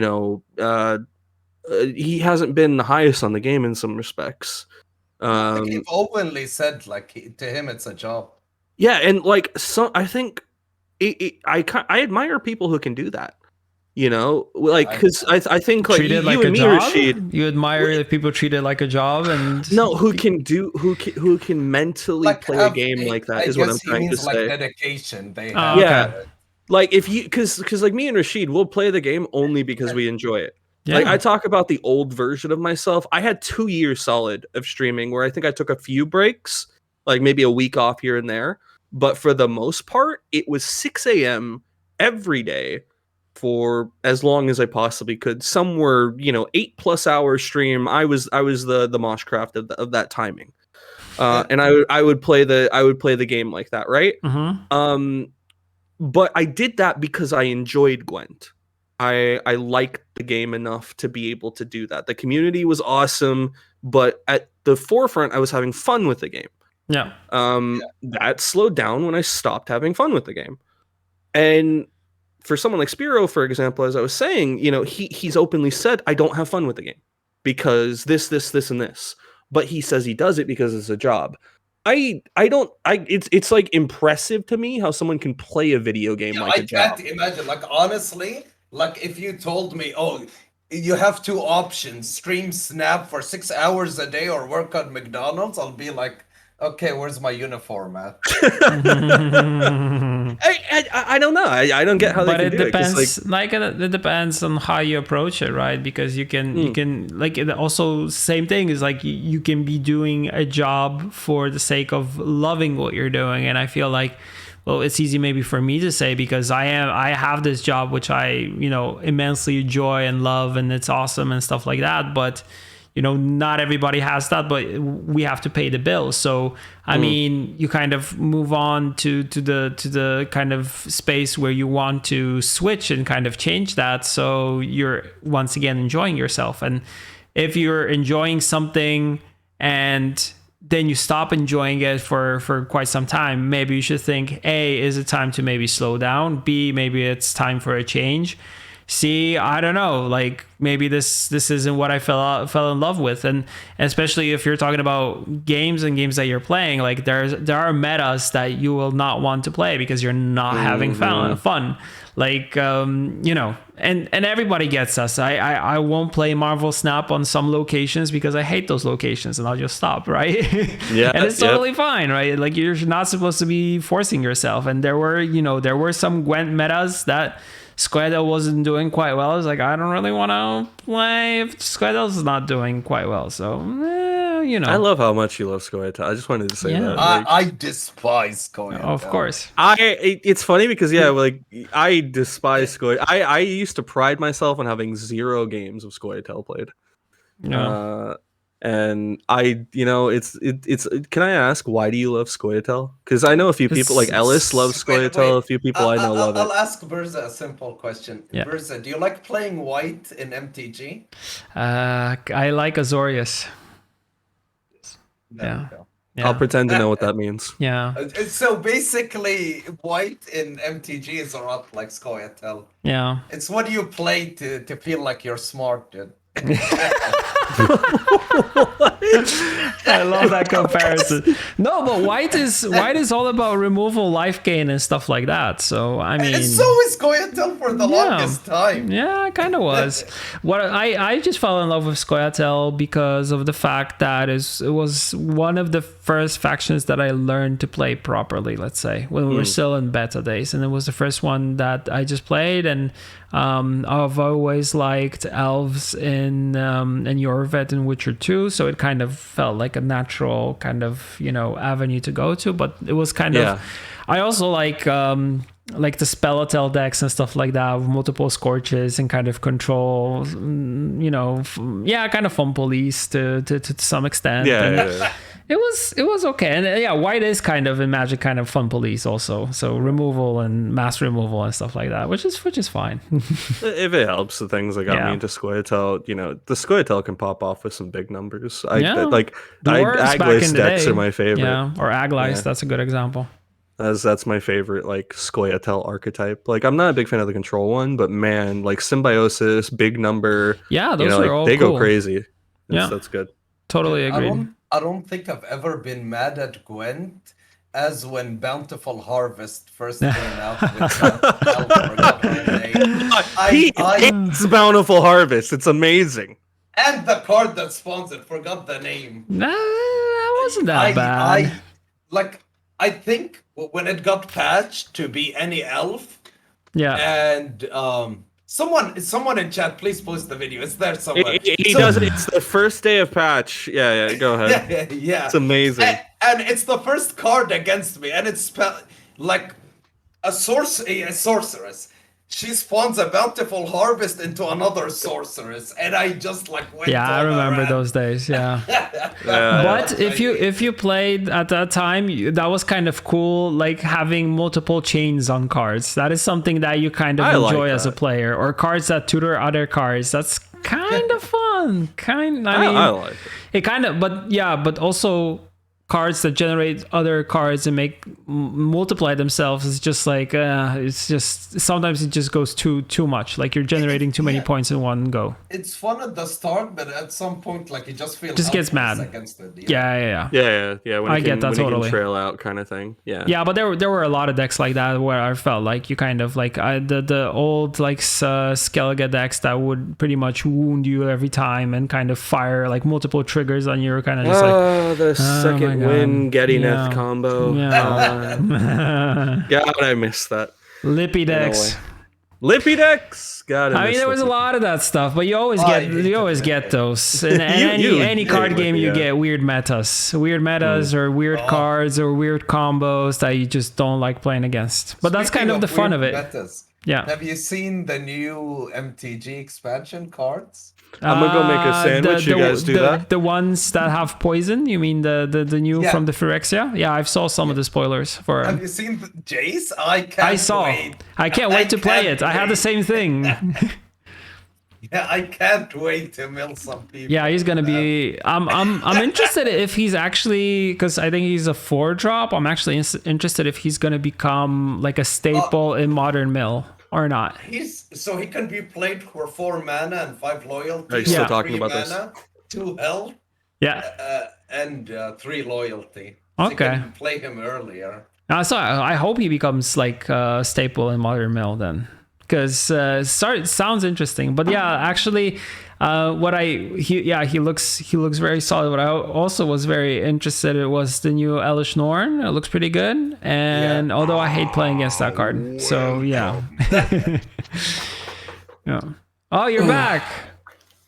Oh, I was just about to start playing on my Switch here. Your Switch was upside down, so I was about to start playing. Damn it! I ruined my own joke as usual. Got him. Yeah, you got. No, it's the video. It's mirrored. You don't know what you're talking about. Yeah.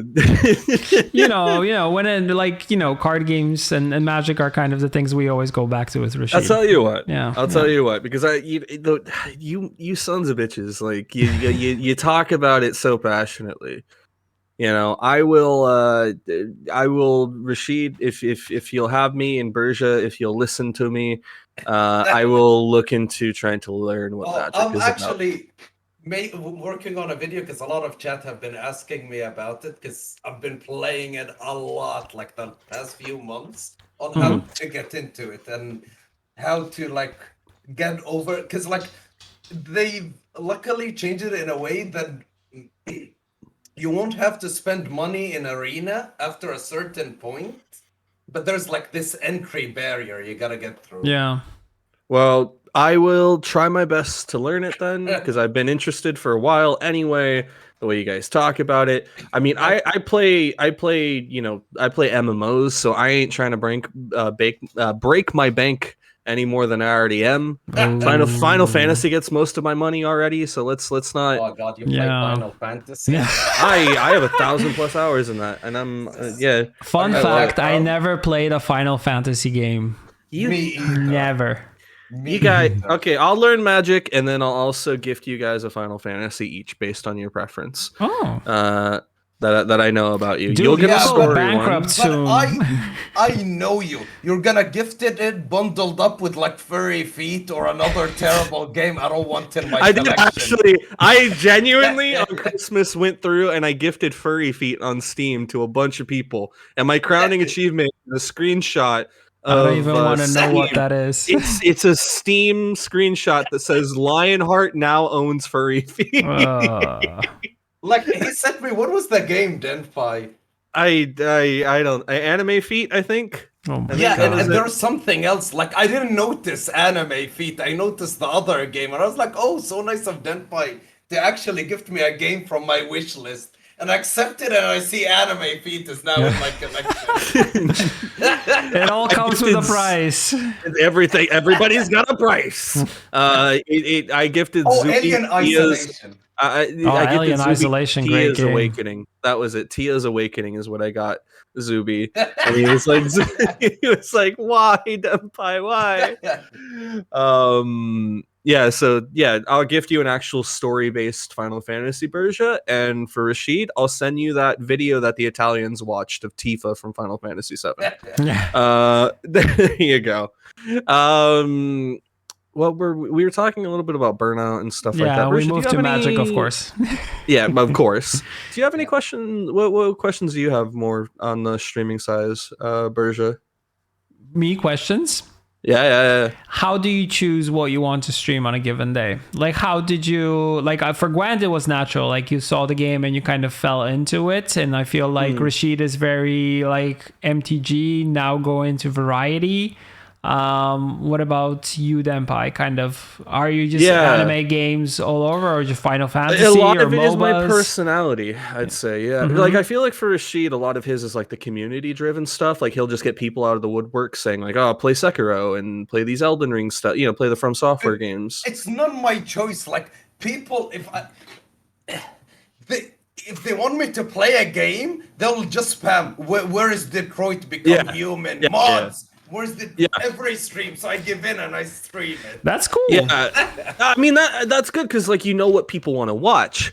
But sometimes it's actually people going to you and saying like, I would want you to play this game because I feel like you would either have fun playing it, or I would like to see you react to all this stuff. And I feel like Elden Ring had this kind of momentum last year where people were like, I really need to stream the game because A, it's the new hot thing. B, I kind of want to see my favorite streamer suffer until they get actually good. And it was a nice arc to it. So, yeah. Yeah, but at this point, I'm pretty sure they just pick games to piss me off because they know I don't like those genres. Like, maybe that's what's fun to watch. But it's fun to watch. But getting you get tilted. Like, that's what they're here for. I've never hated a game while streaming it more than Hollow Knight. Like, really? It genuinely tilts me. I don't know where to go. I can't remember the map. It's so hard to navigate, and I die, and I have to figure out every step all over again. This is where me and Rasheed differ. Like, to come back to the question, I love a lot of different types of games, but my heart lies a lot in platformers and RPGs. Story-based. But for streaming, actually, platformers for streaming. Yeah. Like when I stream stuff and I think of what I want to stream, I think of like the games I'd enjoy. And for me, it's to share in the story experience of what I love. I love like trying to sell people a game as best I can. So like I streamed that game I told you about a couple episodes ago, Super Robot Wars, which is a big turn. You know that. And it's a turn-based robot RPG that takes like it's a crossover thing with all the giant robot series in Japan, and they all do a big crossover thing. You have Gundams meeting up with like Voltron, and the characters talking to each other. Hi, Kitty. Cute. Love Kitty. Focus. And I fuck with that game. It's so good. And God, you're still going? Yeah, I knew you did that as a bit in return to my bit. I tried to sell my chat on that basically because I'm loving it that much and I wanted to like show them it. And so I just went live with it and my chat was like, the fuck is this? I was like, okay, hear me out. And they stayed and a lot of people watched, and the people who enjoy story experiences, like I have a lot of Witcher fans, yada yada. They were like, you know what? I can see your passion behind this. And as we're reading this, I don't know shit about the shows, but like it's clear how much passion, the writers put into this and everything. And so I actually did win over quite a few of my chat to the point where on their wish lists on Steam as I went for Christmas, because I usually give games to my chat on Christmas, I saw Super Robot Wars on quite a few of their wish lists. And you started gifting them out. Yeah, with anime feed. Yeah. Yep. No, I just gifted it out the game. That's nice. But that's nice. And then that's what I actually really really like is just showing people, something I'm super fucking passionate about. Is trying to sell them on that, because everybody says like the main thing they like watching me do is like when I'm really fucking loving something. Your personality is great, but it's so nice to see you genuinely happy. Yeah, genuine passion is always cool. Yeah, like passion, excitement, all that stuff, right? Yeah, I don't do angry difficulty like Rasheed very well. Like I'm I'm playing Elden Ring. I played Elden Ring and what was his name? Morgot or whatever. The Margit. Yeah. At the start, I stayed on him for a day and a half, not because he was difficult, but because I wanted to parry every move he had. And there's a video on Twitter where continuously I parried every single thing that he gave me. I dodged and parried everything. I got to a parry god master with him, and it was on release. And I did that because I like the challenge and the difficulty. People were like, why aren't you smashing your keyboard and like telling him to suck your dick? And I'm like, nah, dude, I'm fucking with the difficult. Like I played Sekiro and I played it with the demon bell on. And it was my first playthrough and I was trying to parry everything. I love difficulty. I'm like, I play For Honor and shit, like that sort of like precision gaming is fun to me. So I just don't do the the like, I can't believe I'm dying here, and it's like, no, all right, shoulders up, let's go, boys. We're focused. Ring and Sekiro were such torture to play, man. Yeah, FromSoft games have that appeal to them, but it's also I used to be big on Dark Souls and stuff like that. It was just because of like the fact of just progressing and making yourself play better, right? That was kind of the thing.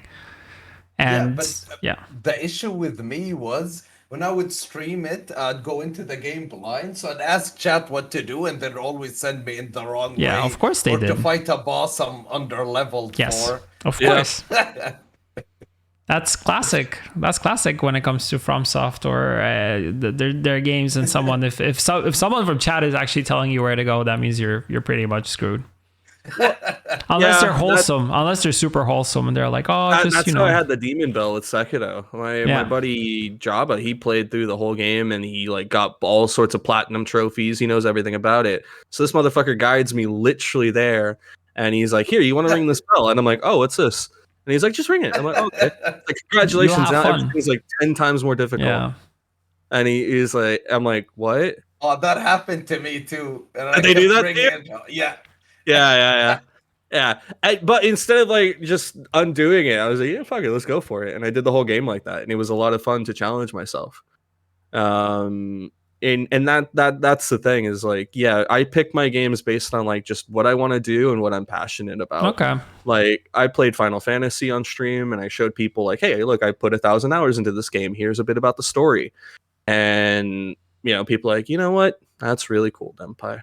No, it's great, but to my own detriment. Yeah, maybe. You are kind of that person that plays things that you enjoy and also gets excited when people play stuff that you enjoy. Like I remember you being super excited for me to play Persona, which I never played because I'm not really into JRPG games. But it turns out the game's pretty cool. So I mean, I regret not playing it earlier, but I kind of, you learn every day or every year, or like, and also like what you want to play, and that always changes. And the same thing I think goes for streaming games. Like one day you feel like you're going to be playing this, and then the next day you're like, oh, it would be cool to stream this because I'm feeling this game a little bit more today.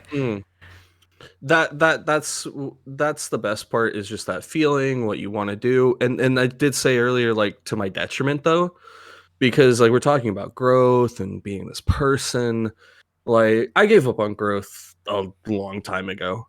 Gwent just fell into my lap. It's a game I liked. We almost got to a stage, I got a great community out of it, people stuck with me, but like I'm not about growth. I'm just about streaming what I love.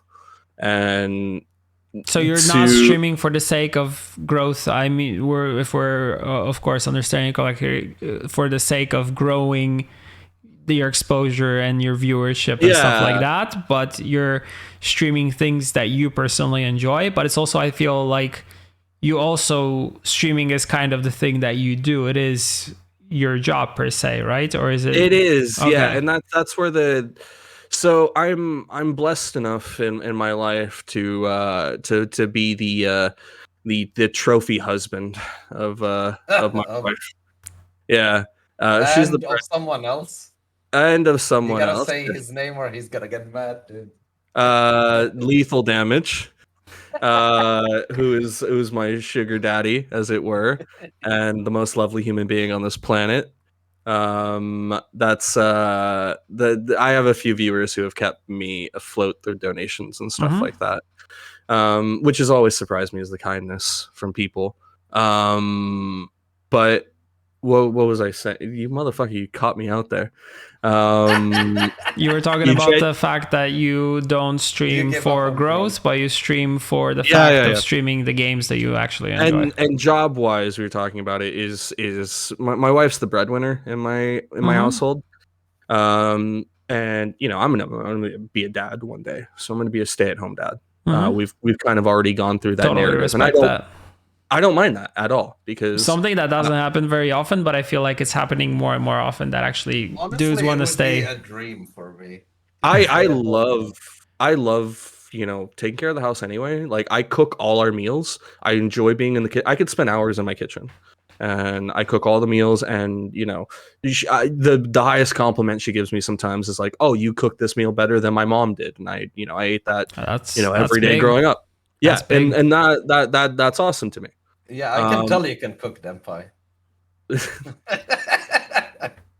Okay, where's the hang up button? That was an easy one. That was an easy one. I walked into that. No, but it's something that how it came about. This whole like streaming, just as what I'm doing for income and like just like you can relax. Is I was doing the Gwent stuff and I was doing that for a couple of months. And I actually lost my job working at a surgery here in the UK. I worked just as COVID was happening. And things got really overloaded. And once I started to quiet down, not once I started to quiet down, sorry, I got overloaded and I had to step away because it was the most stressful start to anything I'd actually probably had in my life. And I worked a lot of stressful jobs, but to do everything during the height of COVID, I think I lasted 4 months in or something like that. And I did try my best with it, but God, it was rough. So I had to step away.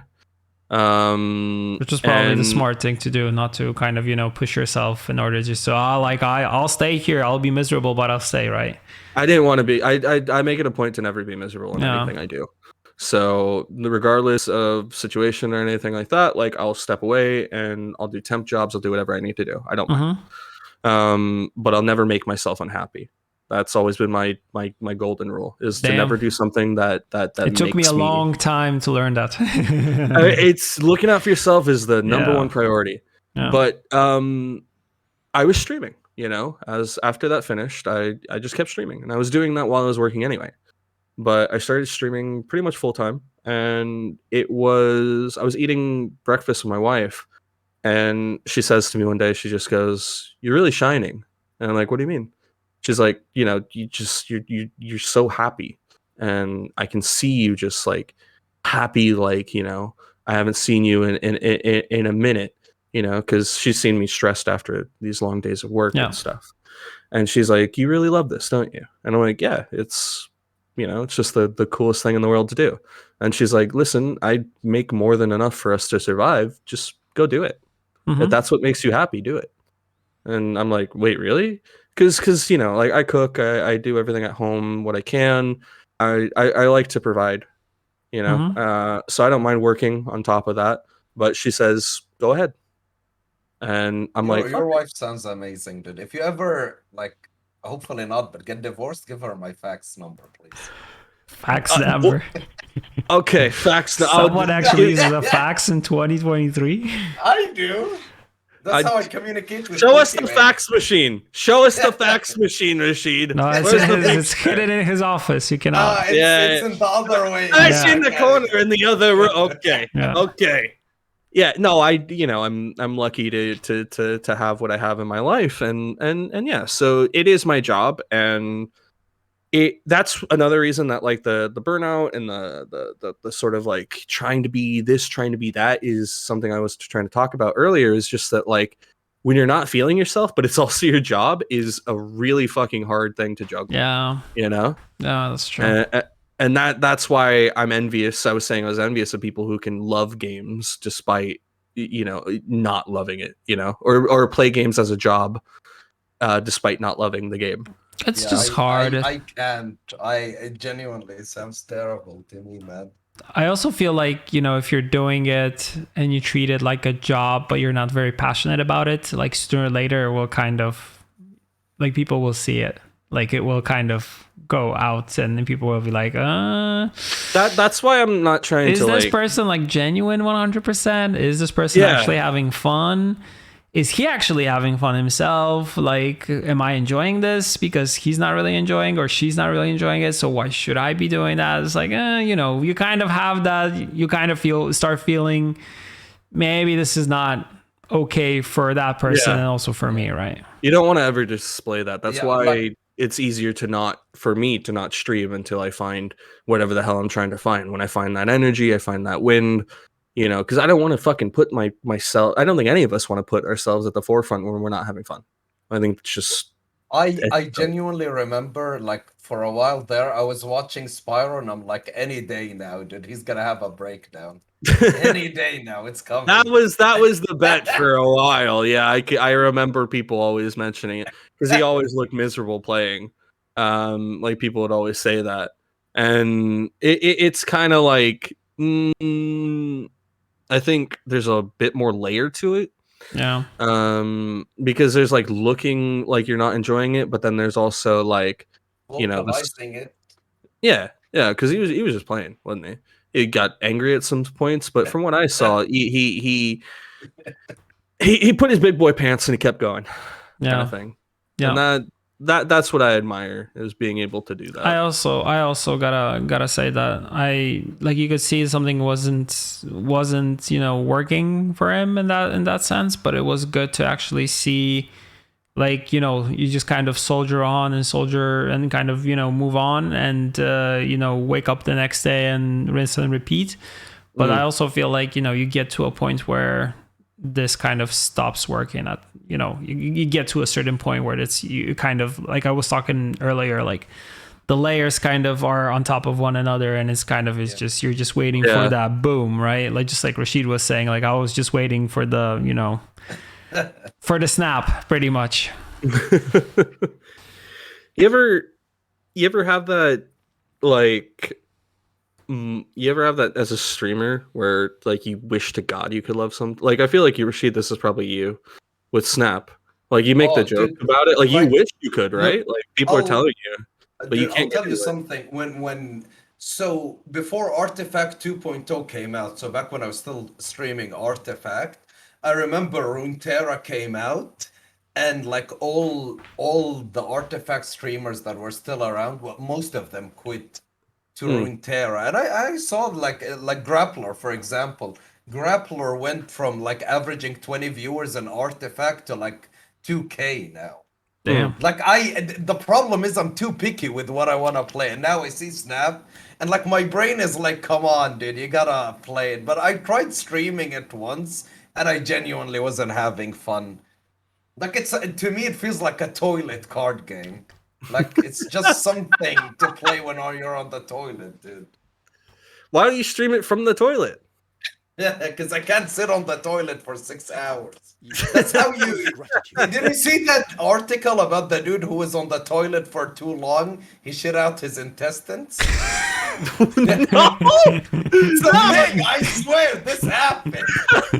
All I know about toilet references is apparently Kevin Smith would do a lot of toilet reading, and he genuinely got a rash from being on the toilet for too long. Kevin he would, like, Smith, I'm not surprised. Yeah, he would be on his phone and he would like fucking read news on his phone, and he'd do that while he was on the toilet, and he would get so preoccupied that like over the course of, I don't know, a fucking week, he got like this incredibly horrible rash. So you gotta be careful. You gotta be careful. The story of how he made Tusk. I'm so glad we have you on. This is something else. Yeah, but you always gotta be mindful. Like, you gotta be mindful, and but yeah, sometimes I feel like people just push themselves to stream stuff that they're not passionate about, but they do it because they want the views or they want the recognition. It's chasing that clout. I know a streamer without naming names, but like, I know that streamer doesn't enjoy Snap, but they're like, oh, I'm quitting streaming in a year max. Might as well like get as much money as I can.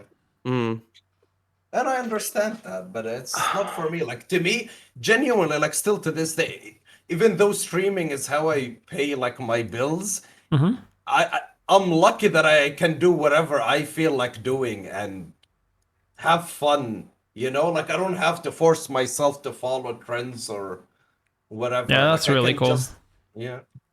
Yeah, because if you force yourself, it's just not genuine. I feel like all of us, what we have in common here is the fact that if we're doing something, we want to do it out of passion, out of actually enjoyment and fun, instead of, you know, doing it because we're forced to.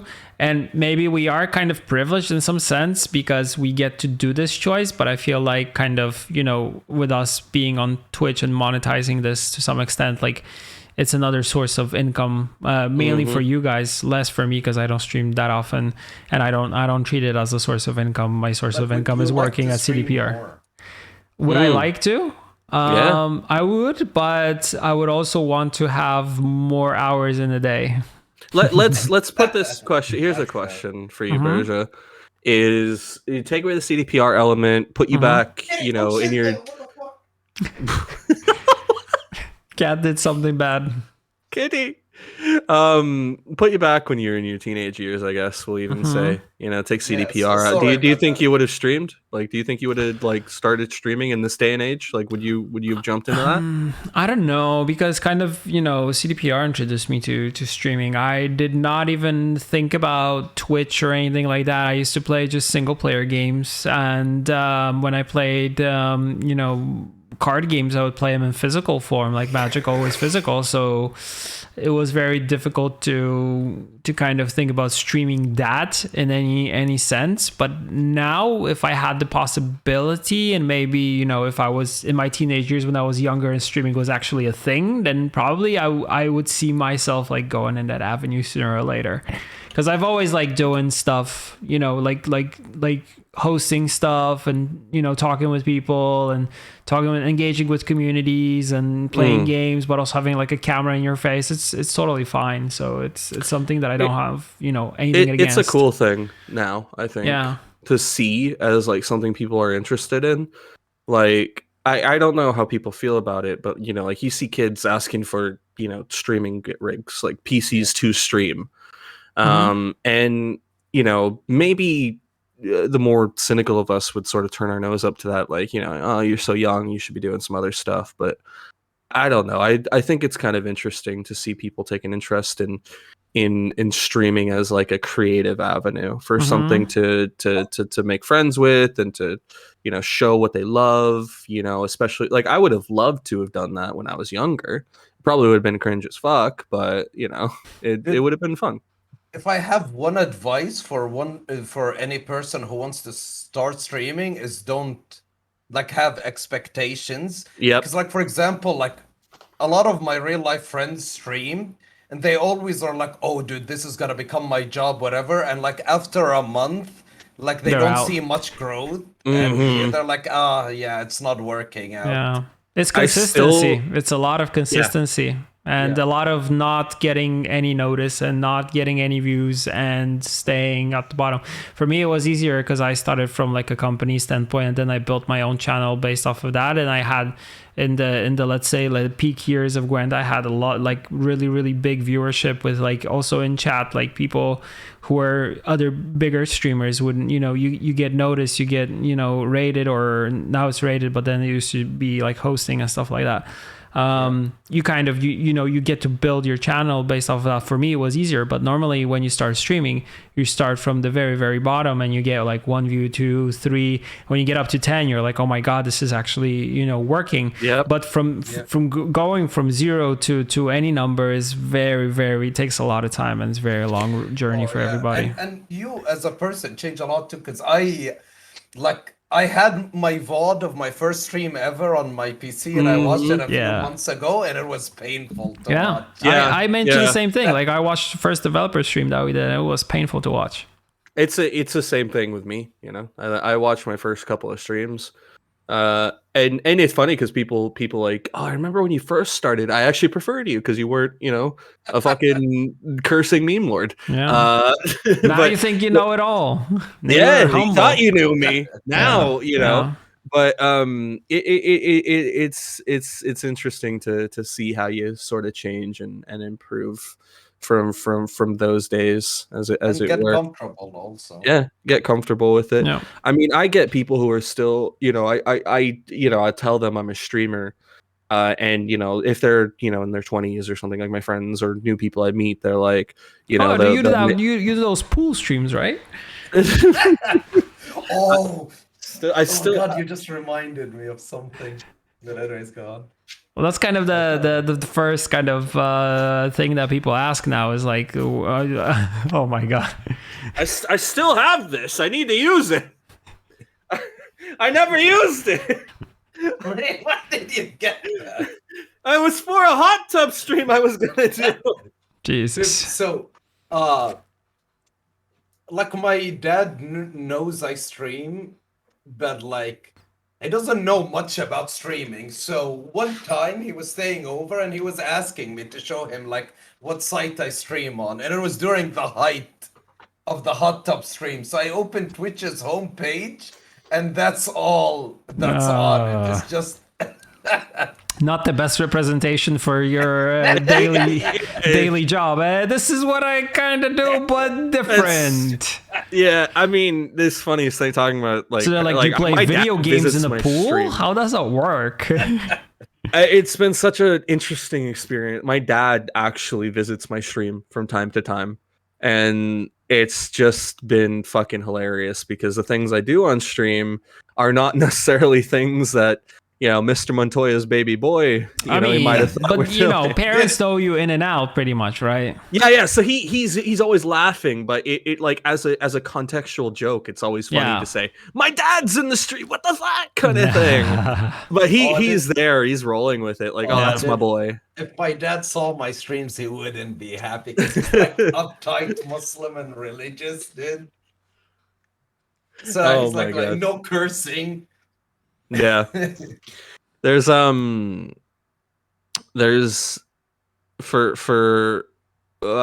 me and the whole streaming side of things, as it were, as I was saying, it's funny when I tell people that I stream, because, you know, I can see, you know, if they're in their 20s and they know what streaming is like, you know, we all know when somebody says, I'm going to stream, you almost feel like that protective, like, sweet summer child, don't do it. You're going to stream to one or two people. You're going to get your heart broken. Yeah. And I have people genuinely surprised. Okay.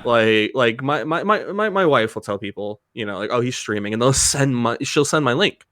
And you know, and they're going to be like, you're married to that?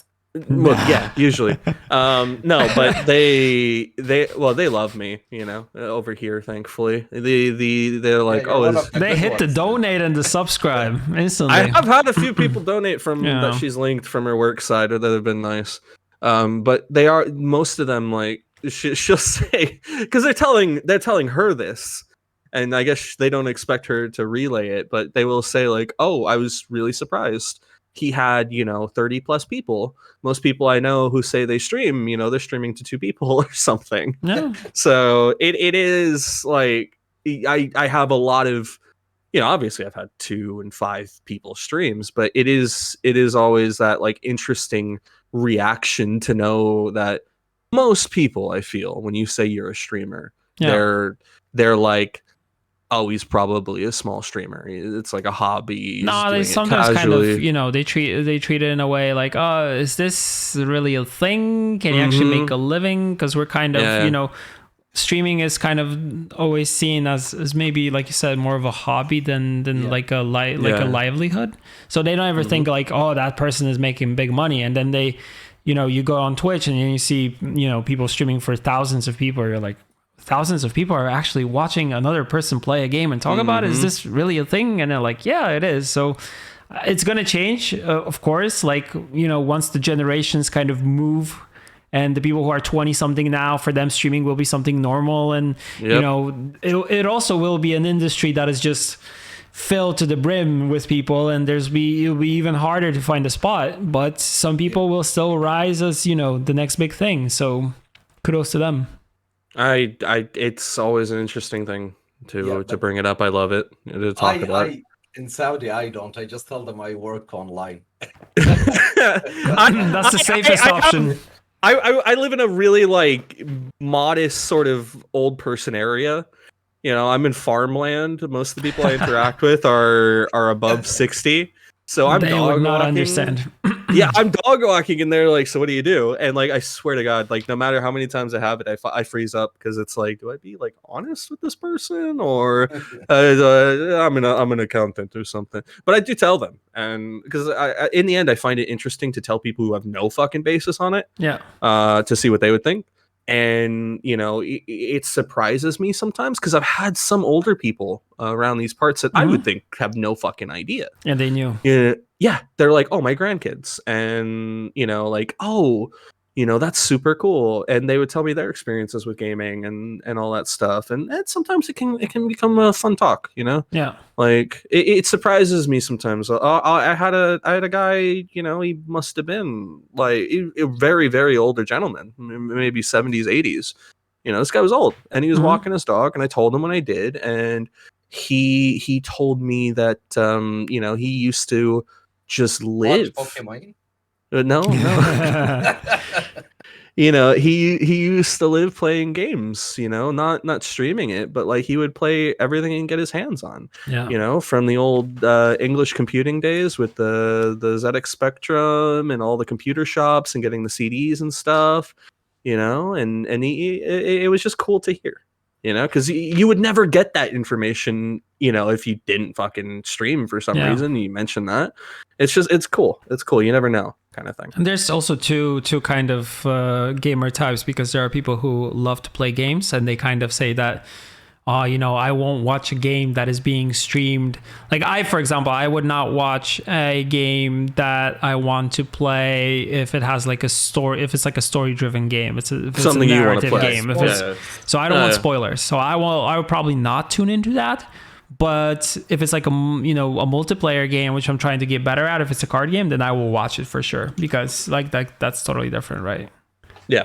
That's the sort of fun element of it, is seeing somebody be good at a multiplayer game. I like that. We're going on time here a little bit. Totally. We usually do 2 hours. We don't have a time limit. No, we don't. I want to ask one little final question, I guess, before we let everyone have their evening. What's been the biggest success for you guys in your streaming adventure? And like, no memes or anything. Let's like, what's the genuine like highest achievement or thing that's like? Go ahead. I don't know. Like, to me, it's like two things: getting the raid from CDPR, and like having the viewers actually stick around, like, felt insane to me. And back in the Artifact days, I got to cast a tournament with Sir Action Slacks, so that was also you really love for me, because I love that guy. And you'll be casting Gwent Masters this year, right? Right, Burza? That'll be interesting. Yeah, I would have to pitch that to Vlad somehow. I don't know. Just a whiteboard. So hear me out. Yeah.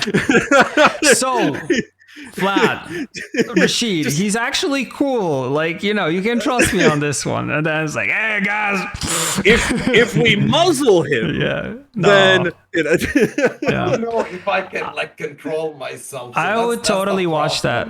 I would totally watch that. I would watch. But it would be really nice if we did, if we did like an in-person event, and we can have Rasheed and we could bring him, dress him up into a suit and stuff like that. That would be crazy. Oh yeah, and so I can have people behind the camera like threatening me to not say anything stupid. Yeah, just going like this. Yeah, that would be mainly me. Like, watch your fucking mouth. Yeah.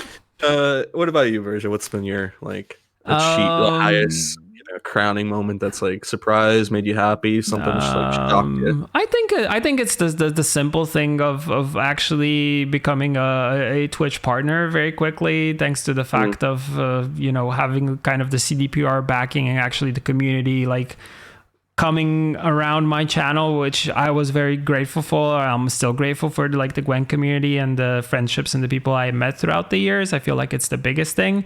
And I remember I was streaming Gwent one night, still very early in the game's development. and I had Vatividia come to my Gwen streams, and he would come like every day and chat, and I was starstruck because I used to watch his like Dark Souls lore stuff, and he was like, "Oh, by the way, I'm enjoying the game too. It's like super cool." I'm like, "Holy shit, you're for real!" So and awesome. yeah, and I got to like exchange some messages with him, but it was one of those things that I was like, "Wow, this is really." Like people are really noticing, and he was for me like before when I was playing any Souls game, I would pretty much kind of wanted to know the lore, so I would check out his lore videos. And yeah, Burza, I feel like you missed out on one of the best things about having a check mark, which is meeting girls, because you're married, so you have no use for that. Is it really a thing? Dude, I don't. Not only is a thing, Zuby uses my check mark to meet girls on Twitch. Really? Damn! I did not even know this is a thing. I'm like the sweet summer child. I never knew this was a thing. They just go for partners. Yeah, dude, you just go into a stream with your check mark, and that's it. Jesus Christ. What about you, Denpai? It'd probably have to be. Dude, I know what to me is your peak as a streamer, Denpai. Go ahead. I'd love to hear it. It's when you cosplay Juggaros. I did a fucking co-op stream at Gravish. I wore a red wig and makeup, and I said I was Jagger. He corpsed on stream, and everyone on TLG was laughing their ass off. I'll send you the clip. That is why she left. It's all your fault. She loves it, bless her. She's such I know. She's awesome. Shout out to her. Yeah, shout out to Jag. It's sappy because I know there's like number stuff and people, and it honestly, I'd have to say like the impact I've had on people would probably have to be my favorite thing about streaming that awesome. I've managed to do. I think it's incredible also, right? It's not something that you can easily take for granted. Yeah. That's kind of the big, like I said, I told the story, and it'll always be my like biggest highlight for me is I'm streaming all the I was every day, every morning, yada yada. One of my viewers, a close friend of mine, Jabba, his wife ended up getting pregnant, and it was during lockdown. So he's got all the time in the world, is gonna have a kid soon, and I'm just doing my thing. I'm streaming, having fun, enjoying myself, and at the end of it all, he says, I really got to thank you because you made the quiet moments of this whole process just a little bit easier for me to handle, because you were there, in the background, or just, something for me to watch and to enjoy. And, it's been a wild adventure to get ready for the kid. And he says, you genuinely, I want you to know, you just made that experience. You're one of the memories I'll have through that process, is watching amazing. You every morning. And that hit me. Yeah, that's what fucking floored me. Yeah, I can feel that, because I remember like there was post-lockdown, there was like the thread thanking Gwent streamers. Yeah, helping them, and I genuinely cried reading it. Yeah, it got me emotional. Yeah. I had similar, and I was like, wow, it circles back to the example of or the words I was saying about you're just doing it.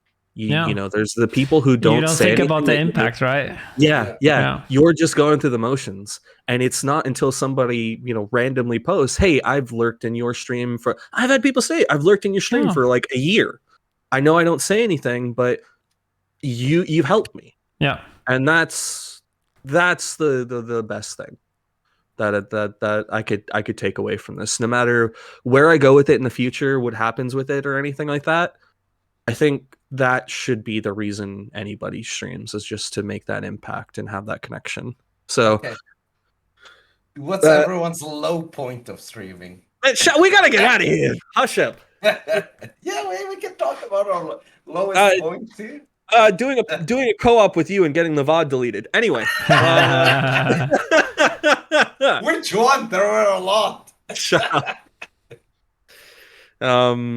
Yeah, in closing, this has been our first guest episode. Yeah. I don't think it could have gone What an better. awesome one. Yeah. It's been a fucking bucket of laughs. No, but it was good. It's good. Yeah. We all have 3 different personalities, but somehow we're all very similar. That's one thing I take out from this one. Yeah, I couldn't stop giggling for this one. So thank you, Rasheed, for joining us about talking about the world of streaming and how you're the Saudi prince of it all. Yeah.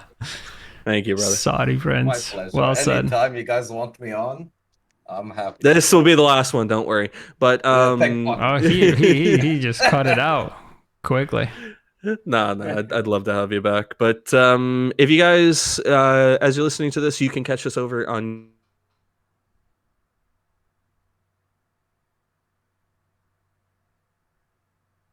into. We will be back. When will we be back, Burza? You kind of froze there for a second. I have to be honest. We lost a little bit of frames from what I can see. But no, you're now it's totally fine. Yeah, I saw the exclamation point. Yeah. When will we back, Burza? When are we coming back? Next week. Yep. What time? Do you have guests? Same time, same channel.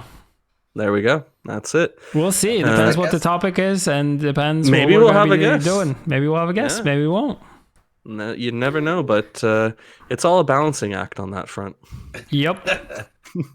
True. Thanks, guys, for joining us. Thank you all for watching. Take care. Bye. Bye. Bye-bye.